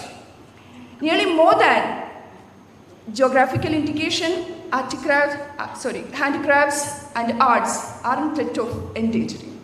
Even this ajrak printing sari, or even this the indigo dyeing practice, or even the chanteri silk, everything, all are in the verge of endangering and extinction because there is nobody to transform this now, train the younger generation. So the question is why the younger generation are not interested to do it. The only reason is that per day, and that not on every day, they are getting only 200 to 300 per day. As a professor of intellectual property rights representing Ministry of Commerce, we have done some field surveys relating to some geographical indication and intellectual property rights in Kerala. So we had a lot of geographical indication, not simply from Kerala, we are doing from north to south. I was assigned the task of south actually. So there we identified 2 geographical indications. One was Aramola Kannadi. Aramola Kannadi is a particular craftsmanship containing copper and zinc alloy. And this mirror has a very unique aspect that unlike the other mirrors, the reflection is on the first part, not on the second part and refracting. So we have a belief that if you are using this Aramola Kannadi, lot of health, wealth and happiness will be there in your family. So even these people, a number of families, nearly 100 families were living on these handicrafts. And the practice is that the head of the family will pass the information to his younger generation. And the way they are keeping it, even now after decades and centuries, nobody is able to copy it. The only GI, on the traditional knowledge, that India can survive even after decades is Aramola Kannadi. Then another important aspect which we have noticed is, and for that now, our Kerala government is supporting too much. We have some cooperative societies. We are doing marketing of Aramola Kannadi a lot. But on the other end, when we went to Kashmir, the Kashmiri Pashmina shawls, there may be somebody from Kashmir over here. You know the plight of the Kashmiri Pashmina shawl farmers, no? The government recognized them. Government gave them the GI right in 2008 and it was registered under the GI registry. But none of the farmers are aware that yes, it is a GI and we have this much kind of right and nobody other than our particular community is allowed to use it now. And apart from that, the price of the raw material is increasing. The government is not extending any kind of help to these farmers to support them. And nowadays, with the hand weaving is replaced by machine weaving. They don't have the money to buy the machines. And more than that, what our government is doing, the government is supporting importing of counterfeit Pashmina shawls from China. So these Chinese Pashmina shawls are available in the market at cheap rate. So the original products. Then another interesting fact. You might have seen this Tanjavur dolls, a bomma which, it is made of a particular clay from Tanjavur. And the entire gravity of the clay is at the end of the doll, so that the doll, its head will always be dancing. So earlier, more than 100 families were doing that. But now, of course, with the Chinese toys, and of course with this... Professor Salina, please conclude. Yes. So now the number have reduced to 4. Only 4 families are now engaged in this handicraft. And more than that, these people were saying that they were somehow managing their livelihood. But the government of Tamil Nadu, what they did was that they just removed all the stalls which was in and around the Tanjavur temple. Tanjavur temple is the place of these dolls and it is the tourist attraction. They demolished all the stalls from there. And you know where they put the new stalls? The nearby fish market. This is the support the government is giving to the crafts and handicrafts of India, to the artisans of India. So, yes, there is a number of laws. We have good number of schemes, MSME schemes and all for startups, for promoting patent, copyright, everything we have. Huge number of schemes and legal framework. But when it comes to enforcement. So, last week World Bank has released the report on world inequality. Inequality report, India again comes first. 10% of Indian population owns 70% of the national income. So our concept of entrepreneurship, vocational training and entrepreneurship, you have to rethink when 50% of the Indian population doesn't have anything to show other than poverty and miseries, how we will empower them through, how we will make them entrepreneurs through vocational training. Another thing, Professor the society... Kalina, please. 1 minute. Please conclude. Only 2 more concerns from myself. Sir, there is another big thing. There is a social stigma against the vocational training. Even me. I have 2 kids. My elder one is good in his studies, scores more than 90%. My younger one, not good in the academics, he's interested in sports. So when this kind of 2 situation comes, every parent will prefer the professional course for the academic merit. And we will give the vocational course for the student, for the child who is not good in academics. And see, the AICTE defines vocational training as non-academic. So we have to rethink and re-visualize the vocational training from the very definition which AICTE has put in our Government of India website. It says that vocational training is non-academic. While the Western countries, the European culture says that they rarely use the term vocational training. They use the term technical education. And they value it along with academic, along with the regular schooling from primary school to the secondary schools. Thank you very much. Thank you very much. Yes, our artisans and artists also can go for the IPR training at ground level. Thank you very much. So as I would like to request next speaker, Mr. Farhad Jamal, who is the chairman of Maulana Azad Educational Trust. So please be still on the time, Jamal sir. Thank you. You know, you can speak 1,000 times but still be nervous. So, good afternoon, everybody. Distinguished gathering here. I'm middle of academics, which makes me even more nervous. Somebody who's not from academic background. I have spent my life in the hospitality industry for about 41 odd years. It's been a long journey. But one of the nicest things that happened in my life when I retired was I was associated with the Zakaria family in Aurangabad for a long time. And I took on the responsibility of being a trustee of this Maulana Azad Educational Trust. Dr. Rafiq Zakaria was a visionary, was a man of absolutely, what can I say, he saw the future. Not apart from being a great scholar and he minister and politician and what have you.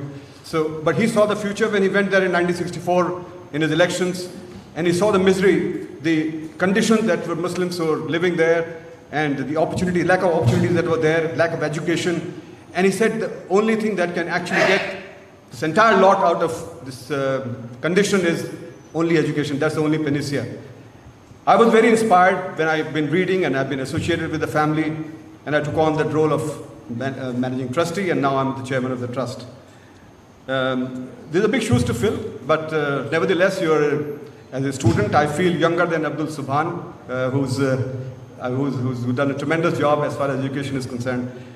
So, when I talk to principals at the college, I'm going to be very practical because I have reviews with colleges, and I want to tell you, one of the things that keeps me awake, actually, is how many kids who pass out from these colleges really get jobs. And I'm truly honest with this when I say this, because every meeting that we have, quarterly, 6 monthly, is only how are they preparing themselves and how many people are going to have jobs eventually, whether it's the College of Arts and Science and Commerce, whether it's pharmacy, whether it's hotel management, what have you. So, I think that's a serious concern, because a lot of the education is still very traditional education in my colleges itself. Very traditional education which does not prepare kids of today for tomorrow. we are not making them future ready. Because what we are imparting them is what we've learned them as teachers, as principals, and with all respect to them, nothing wrong. But I think it is time to reinvent and reevaluate and reimagine the education system itself, and how we're going to address this whole issue of vocation and job opportunities and entrepreneurship. One of the great things about hotels, about education per se, and I think I have to say this in the larger context, is the alliance with industries. Whichever college, especially professional colleges, we are not deeply aligned with industries. I have to admit this. I don't know how many colleges are deeply aligned, but this alliance with industries to know what do they want. What does the industry want today? What kind of jobs are they preparing? What are the vacancies existing? We are getting students ready, passing out from colleges, but they are not aligned to the jobs that are available in the marketplace. Exactly what Basar Sahab was just now saying. I had an Australian gentleman recently, and I spent time with him on he's doing search for Indian specialists, etc., very senior level. And they are open to taking people from AI to what you call machine learning and what have you at a very senior level. But they're looking for Indian talent to be placed in Australia, and at the lower levels too, what you just said. The VET, which is the vocational training in Germany, that is a program that is the apprenticeship program and work program. The work do go together. You are an apprentice and you also do work at the same time. 3 months of college, 3 months of work. 3 months of college, 4 months of work.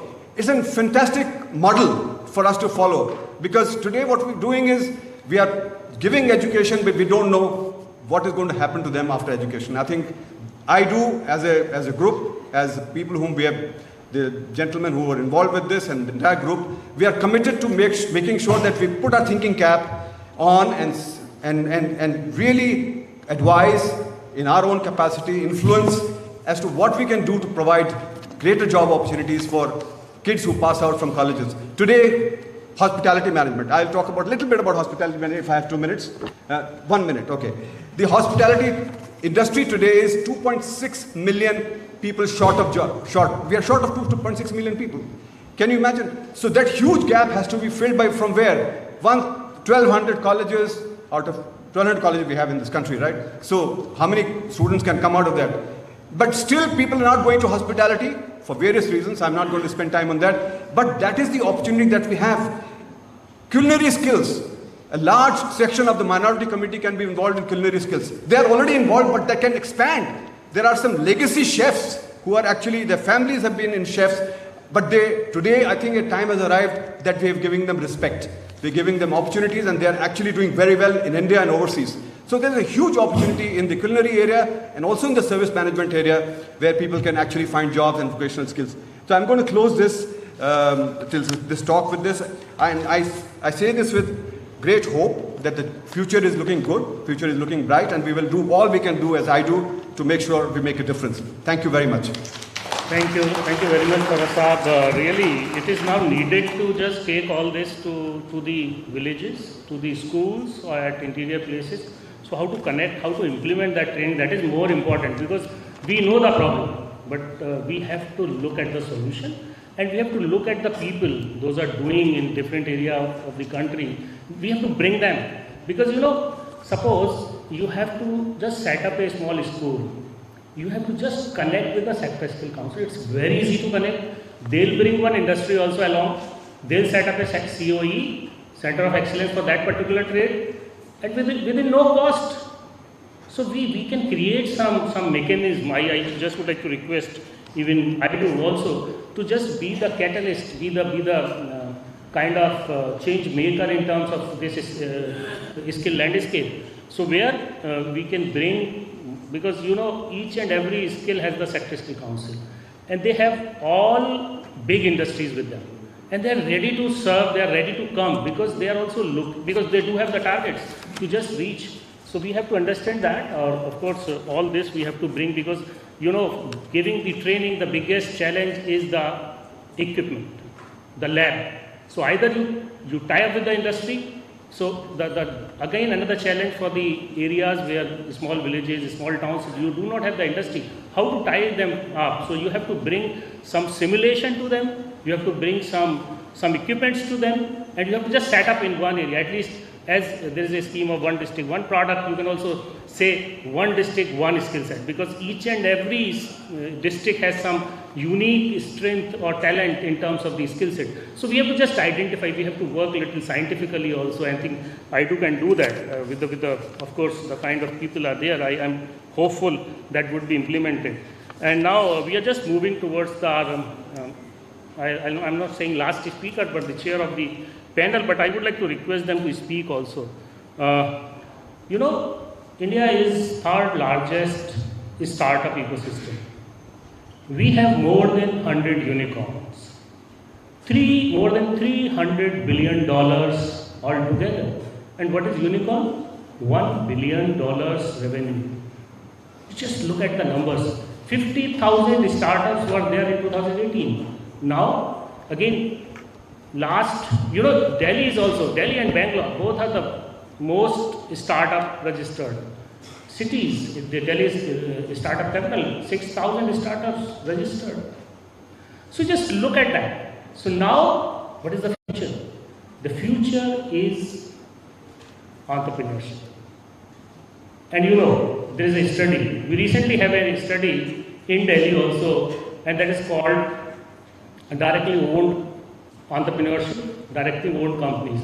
And you will find most underprivileged people are more entrepreneurial. And in the last session also there was some discussion on entrepreneurial mindset curriculum also in Delhi. And Delhi has also did a experiment. And please look at it. Delhi government, especially the Directorate of Education, they have given 60 crores. I think there was little correction with Mr. Bharti was mentioning. 60 crore was given by the government of India, government of Delhi, Directorate of Education, 3 lakh children, 2,000 rupees each. And they just gave a kind of, okay, just go do something. And they also taught in the school, there is an entrepreneurial mindset curriculum. So there was numbers, and finally 52,000 teams came up, and finally they selected 121 teams. And 121 teams altogether, girls, boys, 700 students studying in 11th and 12th class. And now, as the University, Delhi Skill and Entrepreneurship University, we are now just taking them after 12th and when they are coming to college. So we are also giving them space in terms of incubation, in terms of guiding them, mentoring, in terms of funding resources, and we are also giving them admission in one of the courses. And they can also defer the admission in terms of they are taking admission now and they can start studying after a year. So that kind of ecosystem is that this is one of the very good models, I must say, and we should also create, because you know why these many startups are dying. There is a study which says startups are dying because of not good financial ecosystem or support. So how can we get that? I don't know. If somebody can suggest me, is there any angel investors group for underprivileged? You can find many angel network for people coming from IITs, IIMs and top institutions. Can IDU take a kind of lead in setting up angel investors network for the underprivileged? So that may bring some change in terms of entrepreneurship. And as we have one of the best entrepreneurs also, I may consider Dr. Mehboob Saab, who established, founded one university. I visited his university 10 years ago. And that time I just realized his vision, and now he has just concurred that. So I would like to request Dr. Mehboob to just speak something on entrepreneurship also. Thank you.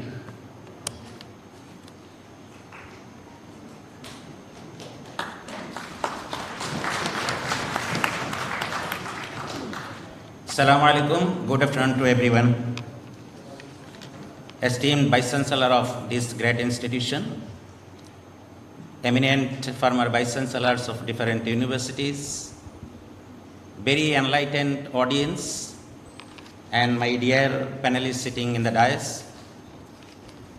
I am the chairman, probably I will be getting more time. Yes. Thank you. You have to speak as well as you have to conclude the session also. I am the only expert for entrepreneurship. So whatever experience I have gathered from our own journey. So even this entrepreneurship, the idea of entrepreneurship, I gathered during our own journey. It was my idea that after passing out from AMU, from the Department of Computer Science, I'll go to my place and we'll start a computer institution. So probably it was my innocent idea that yes, we have a very rich man, very social worker in the Ajmal family, everyone is knowing. So I met them, and one of my teacher, Professor Bukhari Sahib, he advised me why you are not doing project in their own organization. So I went there, I spent 6 months time, I do some computerization activity and did many compilations of data with my another 2 students of my department. So, but finally it was unsuccessful, and I thought that I have spent my time unnecessarily. So I started assembling computers. So 100 computers I assembled, I sold in the market to my known people, various institutions, and from the revenue we have made a small computer lab of 5 computers, you see. And then I got an idea to take the study center of Manipal, and that was the beginning. And today we have, including this university, we have 2 CBSE affiliated schools, one women's college which will be very soon becoming a women's university in the state of Assam, and we have 2 pharmacy colleges. 2 pharmacy colleges we have, 1 law college, 1 B.Ed college, and this university including this 1 engineering college under a central university. So now I used to define that entrepreneurship. Many definitions are there. I used to tell that entrepreneurs becomes and emerges organically. It is not that you will provide some entrepreneurial education in the curriculum, you will be offering master's program. The organization that emerged now are organized Edu. So I will make a request, special appeal that the people who have an idea actually, entrepreneurship starts from idea, innovative idea, and certainly commitment, level of commitment, and have a vision. And when this vision transforms into action, it takes reform in the society. And then people consider, okay, he has done very good job, thank you, very good. So when I was taking this decision, even my family members, because they are expecting that I passed out from AMU, I'll be doing in a software company, like my other friends who are working in US and other countries. They all came back. Now they have a beautiful house in Delhi, and most of the classmates are staying in Delhi because now their children's growing up. So they came back from US and other places. So now we are getting the data from where they are. So anyway, I want to say that this entrepreneurship is this startup, innovation, incubation, all these things. The people who have an idea, maybe humble student sitting in the last bench may have a very good idea. But taping them and providing them a session and providing them support, the organization like Edu, I think they can take a practical reform in the society, the way we are talking about the jobs, opportunities, vocational education, because the entrepreneurs, they are the job creators. And now we organize different sessions in the institutions that we must become job creator, not the job seeker. But how? How it is possible? It's a very challenging. Today we have more than 1,200 people working in our organizations, including 300 plus faculty members. But we could not serve them nicely because it's a challenging task. We are overcoming many challenges in course of time. So there was a occasion in Guwahati, because in the later part I took loan from the bank. Earlier also I have applied, but they visit my house where I am staying for making an inquiry that what this person have a asset. So always they find that I am staying in a rental house. So my entire proposal becomes, you say, null and void. But the net fee, Northeast Development Financial Institution, it is under Ministry of Finance.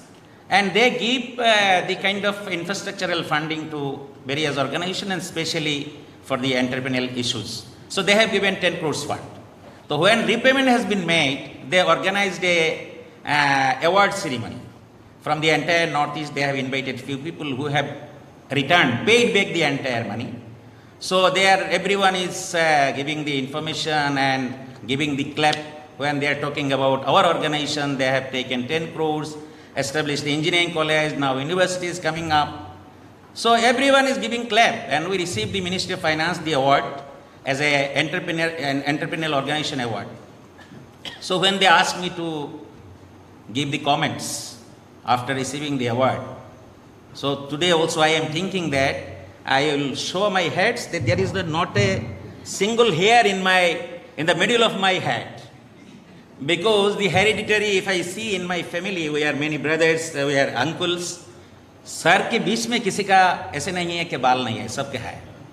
तो I was showing my head, बोले आप लोग तो बहुत हाथ clipping दे रहे हैं, but it was a headache because the colleague who are working with me in very associated way, sometimes I could not release their salary, उसको सैलरी नहीं आता कि बैंक का पैसा मैंने दिया है, तो इसलिए मेरा सर के बीच में बाल नहीं है. So entrepreneurship is kind of the being people who are coming up. One of my brother from Bangalore, he was talking about. So I want to say that University of Science and Technology Meghalaya emerged like this only. It is a coincidence that on our journey people have appreciated, and now this university have 57% girl students. We have 70% women's faculty, 30% tribal students. And we made a kind of project where 36 community students from various tribes of the Northeast studying in the university, and we are a single family unitedly working. I was sharing that Hindu Muslim word तो वहाँ तो बात करने का कोई बात ही नहीं है, हम minority word को भी use नहीं करते. वहाँ इस university में minority word को use नहीं करते. When we started the university, it was only 8% students from my own community, where I am the captain. Now we have nearly 30% students. I have not used the minority word. I have never used the Hindu and Muslim word. So this is we are doing wrong. We have to establish the leadership. We have to work. We have to deliver. Then people will silently observe. Today I have not visited many parts of the country, but people are knowing about university and people are knowing about the university because आप अच्छा काम करते हो, वो ऊपर वाले का, अल्लाह का, ऑलमाइटी का रेस्पॉन्सिबिलिटी है उसको स्प्रेड करना, उनका रेस्पॉन्सिबिलिटी हमें नहीं. तो इसलिए हमें ज़बरदस्ती ब्रांडिंग करने की ज़रूरत नहीं है, ज़बरदस्ती पब्लिसिटी की ज़रूरत नहीं है. So today this the opportunity that I want to invite everyone, please make a visit, and it's my request the organisation and especially Hamdard University have taken the entire logistics. I know the pain for the logistics, and especially Zamiruddin Shah sir is my pro-chancellor of our own university. So sir के लिए एक हाथ ताली दे दीजिए आप लोग. Sir frequently visit करते हैं. So this is we got the inspiration. जब भी कहते हैं सर चले जाते हैं वहाँ नॉर्थ ईस्ट में, सबको बड़ा दिक्कत होता है. आपको सबको पता है नॉर्थ ईस्ट को लोग इग्नोर करते हैं. It's a natural kind of thing that people ignores, but we are working committedly, and in the first assessment सबको पता है कितना accreditation में grading मिलना कितना मुसीबत होता है, लेकिन फर्स्ट असेसमेंट साइकिल में हम लोगों को A ग्रेड मिला है हमारा यूनिवर्सिटी. और चेयरमैन ऑफ द कमिटी ने एग्जिट मीटिंग में ओपनली कहा कि we are not knowing what grade this university will get. He was the vice chancellor of Kerala university. He said that, but I am sure that after 5 years this university will get A++. And that's why we believe in inclusivity, incentivization, and now it is the time that our university needs more partners, more visionaries who can be the part of our university. We want to, आप लोगों को खुशी होगा सुनने में कि एक ज़माने में हम लोगों के पास जो बच्चे सरकारी इंस्टीट्यूशन में एडमिशन लेने के बाद जो रहते हैं वो आते थे. अभी हमारे पास जो बच्चे आते हैं वो रैंक होल्डर्स आते हैं. अभी पूरा डिब्रूगढ़ यूनिवर्सिटी टॉपर है हमारे साथ ज्वाइन किया. मैट्रिक में 10+ में जो ज्वाइन अभी फर्स्ट पोजीशन में लिया हुआ हमारे यूनिवर्सिटी में किया. And we adopt, and 20% of the total intake of our all institution from school to the university we offer free education. Thank you. हाँ, 100 में 20 बच्चे हम लोग देते हैं. तो I think the people like us who are working in different corners, it is the responsibility I do to connect everyone. and have a database so that we will be knowing the expertise of everyone in which domain somebody is working, so that we can get a ready-made idea and we can carry forward our mission. So my request that मैं chairman हूँ, छोटा मोटा एक video है, audio visual होना चाहिए आजकल understanding के लिए, because nothing else. So small video is there just to what I have spoken, whether it is correct or not. Thank you very much. ठीक है, थैंक यू वेरी मच. अफशार साहब कह रहे हैं चला दें वीडियो. कंट्रोल अफशार साहब के पास है.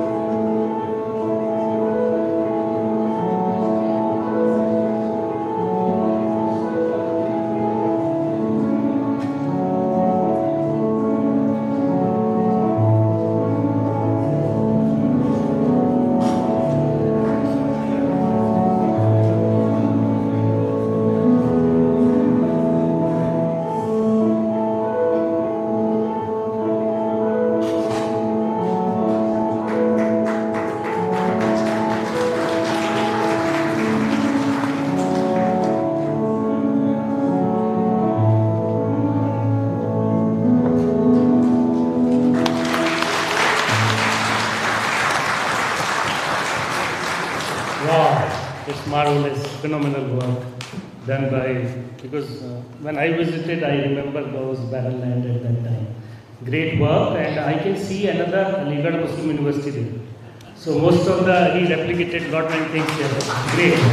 Thank you very much for considering us and showing us this work. And I think now we have to take forward in terms of this example he has set as really a good example in terms of not only setting up the university, but more in terms of the quality education in all the facets. So thank you very much, Dr. Ha, for giving that entrepreneurial journey as well as the kind of setting an example for establishing a great, good university. And we all are there for you to support, definitely in all the way. Thank you very much.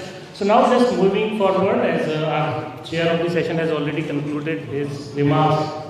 So I'm just going to open for questions. Would you like to stop that? Yes. Okay. So, I have a question. Okay. So just open for questions, and just would like to make a small request. You all are elite and very distinguished people. Please stick to the relevance of your question. We do not we are not expecting comments from your side, but it's more on questions that would help us. Great question. Please, thank you. Thank you, Bharat and Prasad Banerjee. I can assure you thousands of employees. I can assure you that from one district alone. Cooks, carpenters, masons, you name it. I have got two questions. Firstly, is there a language problem? Do they need to know English? Secondly, do they need to invest some capital? Because they are from very poor families, they won't be able to do that.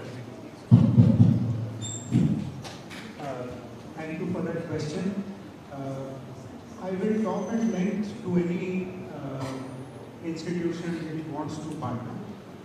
But suffice it to say that there are 63 countries which require a variety of people. Some are required in the experience category, some in the fresher category, some in the apprenticeship category. Now for each one of them, the requirements are different.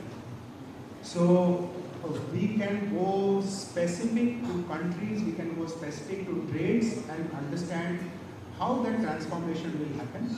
But the bottom line is that they will have to fulfill criteria. Every country has criteria. Out of more than 90,000 applications for Australia, we have finally sent 9 to you. So that is the stringency with which this certification will happen. Yes, in the case of non-English speaking countries, the language of that country is important. We have a language lab where we train people in the language. So language is important. But we have professionals who will be able to say 17 में से कौन से वो 3 cook हैं जो German सीख पाए. That capability we have. So the competency mapping as part of skilling for an overseas assignment is very important. The start point of our business is exactly like we showed you on the flow chart. We start with an employer, we have a contract, and then we can come to you and say, Jan Saab, क्या आप हमें 17 cook दे सकते हैं? Then you will say, what's the profile? We will tell you the profile. There are finances involved in every case because we are a for-profit organization. But there are skill loans which are available from NBFCs. But it will be very good for us now that we have established ourselves to connect with organizations which can facilitate the skill loan, because it's all loan, there's no grant. Everybody is going to go there and bring valuable foreign exchange into this country. And they can pay back their installments for the skill loans themselves. More when you have any specific questions. On the, let us have the younger people to ask questions. Sure. On the hospitality industry, and I may add also cruise industry, because I think that's a very big opportunity in the area where a lot of our young people have opportunities to not earn rupee salary but dollar salary. It's a lot of hard work, and today the deficit of employees from the cruise industry, since it's come back, thanks to COVID kind of dissipating for now, is huge, and they're struggling to get good people. So India is one of the main markets where they're looking for young people to join the cruise industry. Language, as you said, yes, English language is important. What Basanji said just now, I think there are two parts to it. One is Europe. Europe has this language issue of French or German, etc. But the rest of the world, I think, largely is English is a basic, but like Australia, for example, English is required. So I think if you look at two things, skills is a given. Skills is a given. So I think if we have, I can give you a link to the industry, cruise industry particularly, and even the hospitality industry. There's a portal where the young kids can apply, and Indian first funding for entrepreneurship, particularly for restaurants. If people are opening their own restaurants, I think there is a need for Indian funding because lots of people don't have. In larger cities, rentals are through the roof, so it's very, very hard for them to meet the sort of their financial commitments, etc. So it's a trap that some people have found themselves very badly, so to say, caught up in. They couldn't pay up the rentals. But in the tier 2 cities and tier 3 cities, the restaurant industry is growing faster than the hotel industry. So there is the greatest opportunity. Don't worry about the size of the restaurant and the way it looks. Worry about the quality of food that you serve, and the rest of it will follow. And Swiggy and Zomato will also help you. So Swiggy and Zomato will also help you. Thank you very much. We'll take 3 more questions, but not from the little senior people. We'll take only from the younger crowd. We have very limited time. Only 3 questions from the younger lot. But before going for questions, I would like to just tell one thing. Just a minute. There is one thing which is called World Skills Championship. How many of you have heard that? World Skills Championship. Anybody heard of it? That's why. I did not hear before joining this Delhi Skills and Entrepreneurship University. This is the World Cup of Skills, happens every second year, every 2 years. And there is an open entry up to the age of 23. There are 36 categories of skills are there. Anybody can participate. Please tell your people those are good in the skill, whether it's hair cutting, whether it's cooking, whether it's carpentry, whether it's electrician, whether there are 36 skills are there. So there are 3 stages, one at state level, another one is national level, and then this year it is in Shanghai. So 2024 would be the next World Skills. So please communicate to people like just to participate in World Skills. That is the best way to acquire skills and establish skills across the world. So now we are moving to the questions. Yes, please. My question is related to Mehbooba sir. Incredible and very inspiring work, sir. Very big question. You started this project with philanthropic assistance, but in the process, what are the sources? If a private player in say some other part of the country wants to envision a mammoth project like this, what are the doors of financial assistance one can knock at? Because I'm sure it's not possible individually. This might be.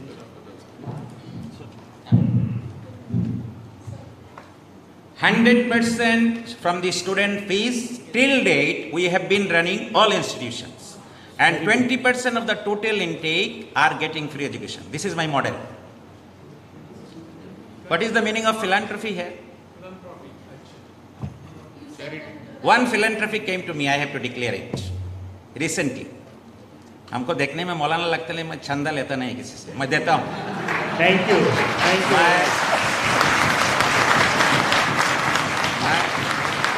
So next question please. मेरा identity at least north east में सब जानते हैं, ये दावत कम खाते हैं, ज्यादा दावत खिलाते हैं.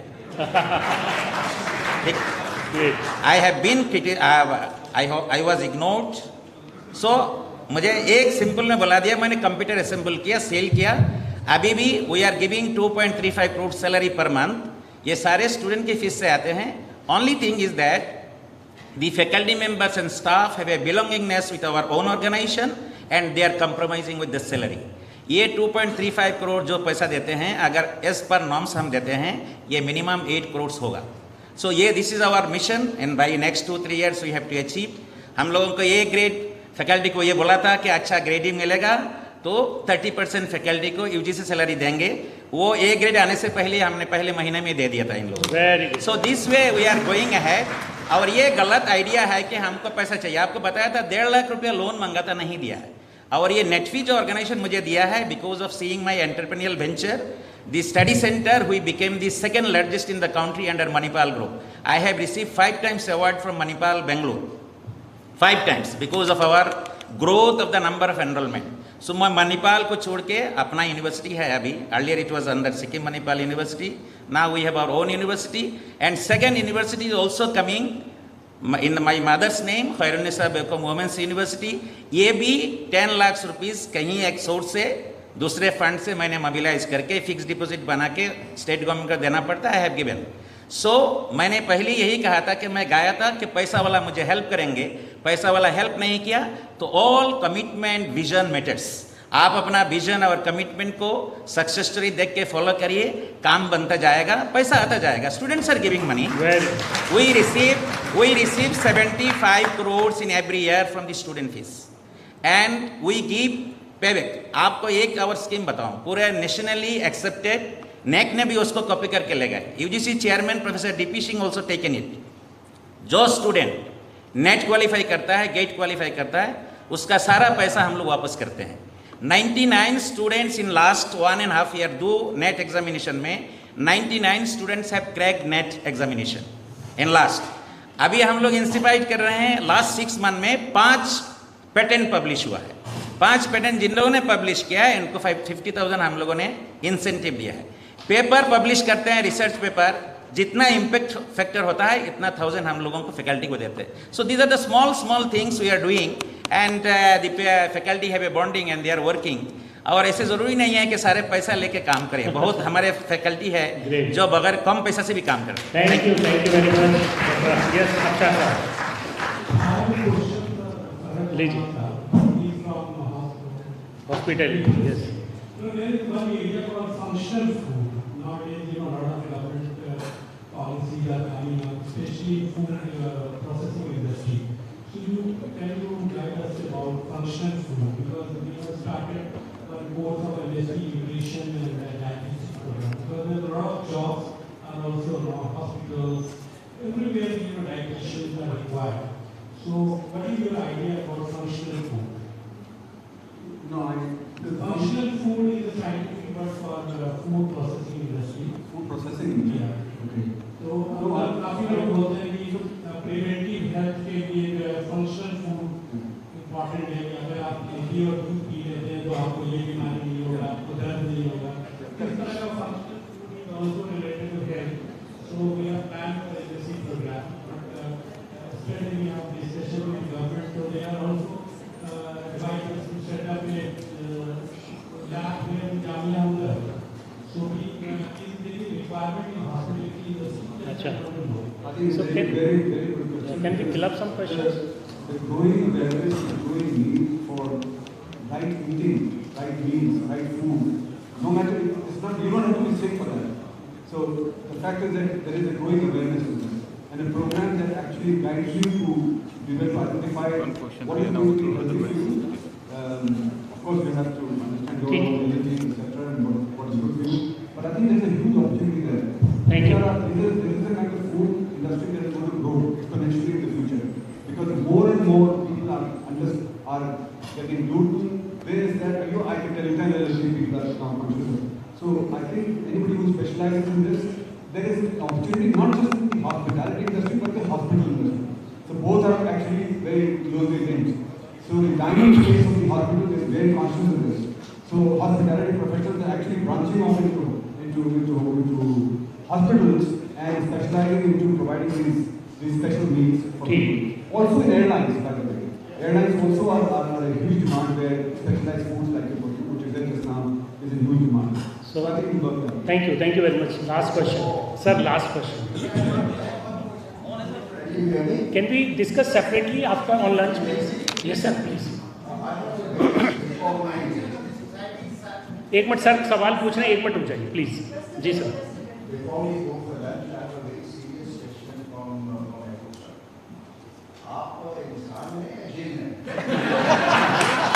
वेरी गुड क्वेश्चन सर, ये हम अब thank you So now we have to just conclude this session. Thank you very much. Please बोलिए, जल्दी से बोलिए.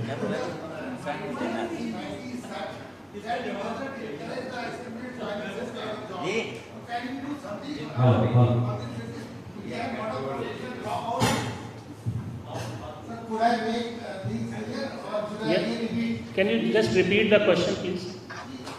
I feel like that the mindset of the society is such that it doesn't encourage the students to drop out joining such kind of job as artificial craft or something like that. Can you do something on the part of the society to change this mindset so that the dropout with BA and those who don't get a job, they can come to this? ठीक, I got your question. Thank you very much.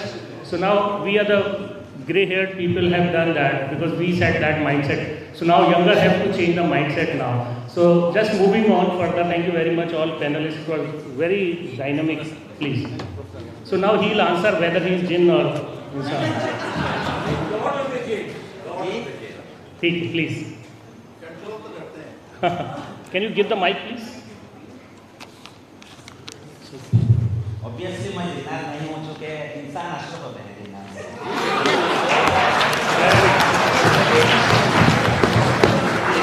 मैं control करना चाहता हूँ।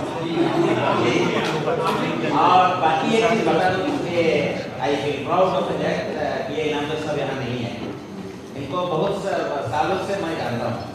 और बहुत ज़्यादा not to be an interesting session. इस बार वो गए 2 महीने पहले ये फंक्शन था।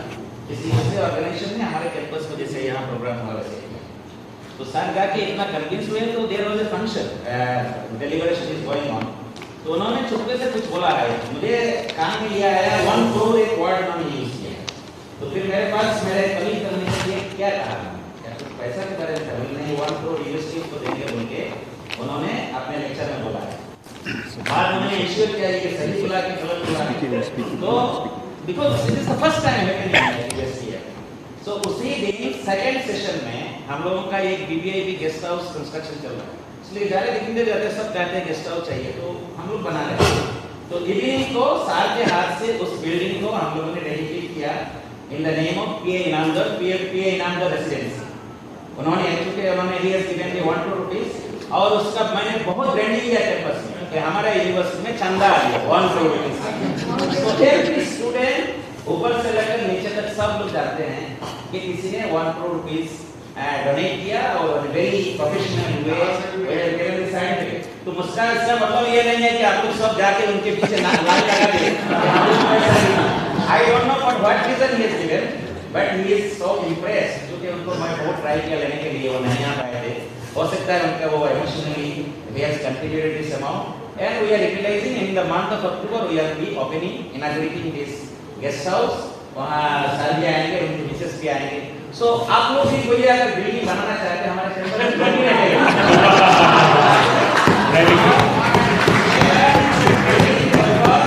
आपका फोटो भी लगा देंगे आपका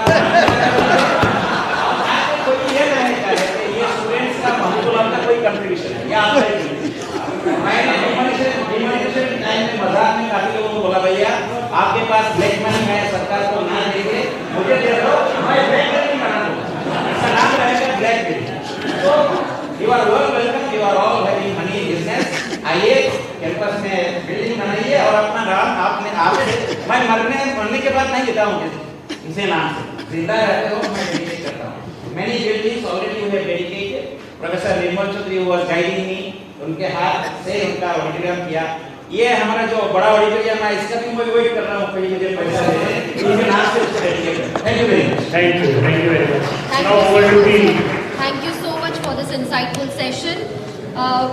I would now like to request Shahid Siddiqui Sahab and Professor Dr. Shushma Yadav ma'am to please present a memento to our esteemed panelists for this session. Chair से शुरू करिए chair Janab Mehboob Gulab Sahab. इसराफ करने की ठीक नहीं है Sir, this is for this session. Please, it will be an honor for us. A huge round of applause, please. I request all of you.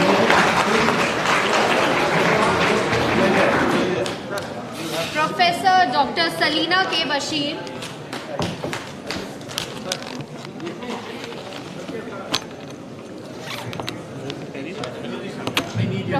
Dr. Salina K. Bashir.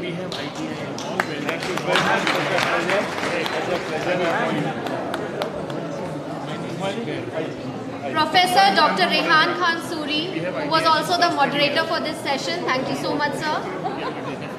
Professor Dr. Rehan Khan Suri.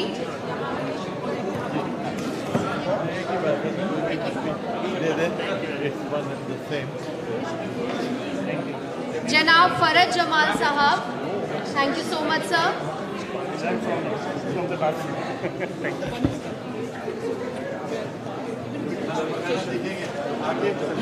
Thank you so much, sir.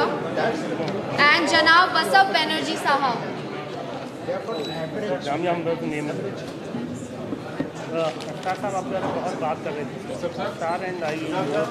Janab Basab Banerjee Sahab. A huge round of applause. I request all of you. Thank you so much. We are having a short break for lunch. We'll be back by 2:30 for our next session on best practices. We all just take a short, quick lunch break and we'll be back by 2:30 for our 7th session.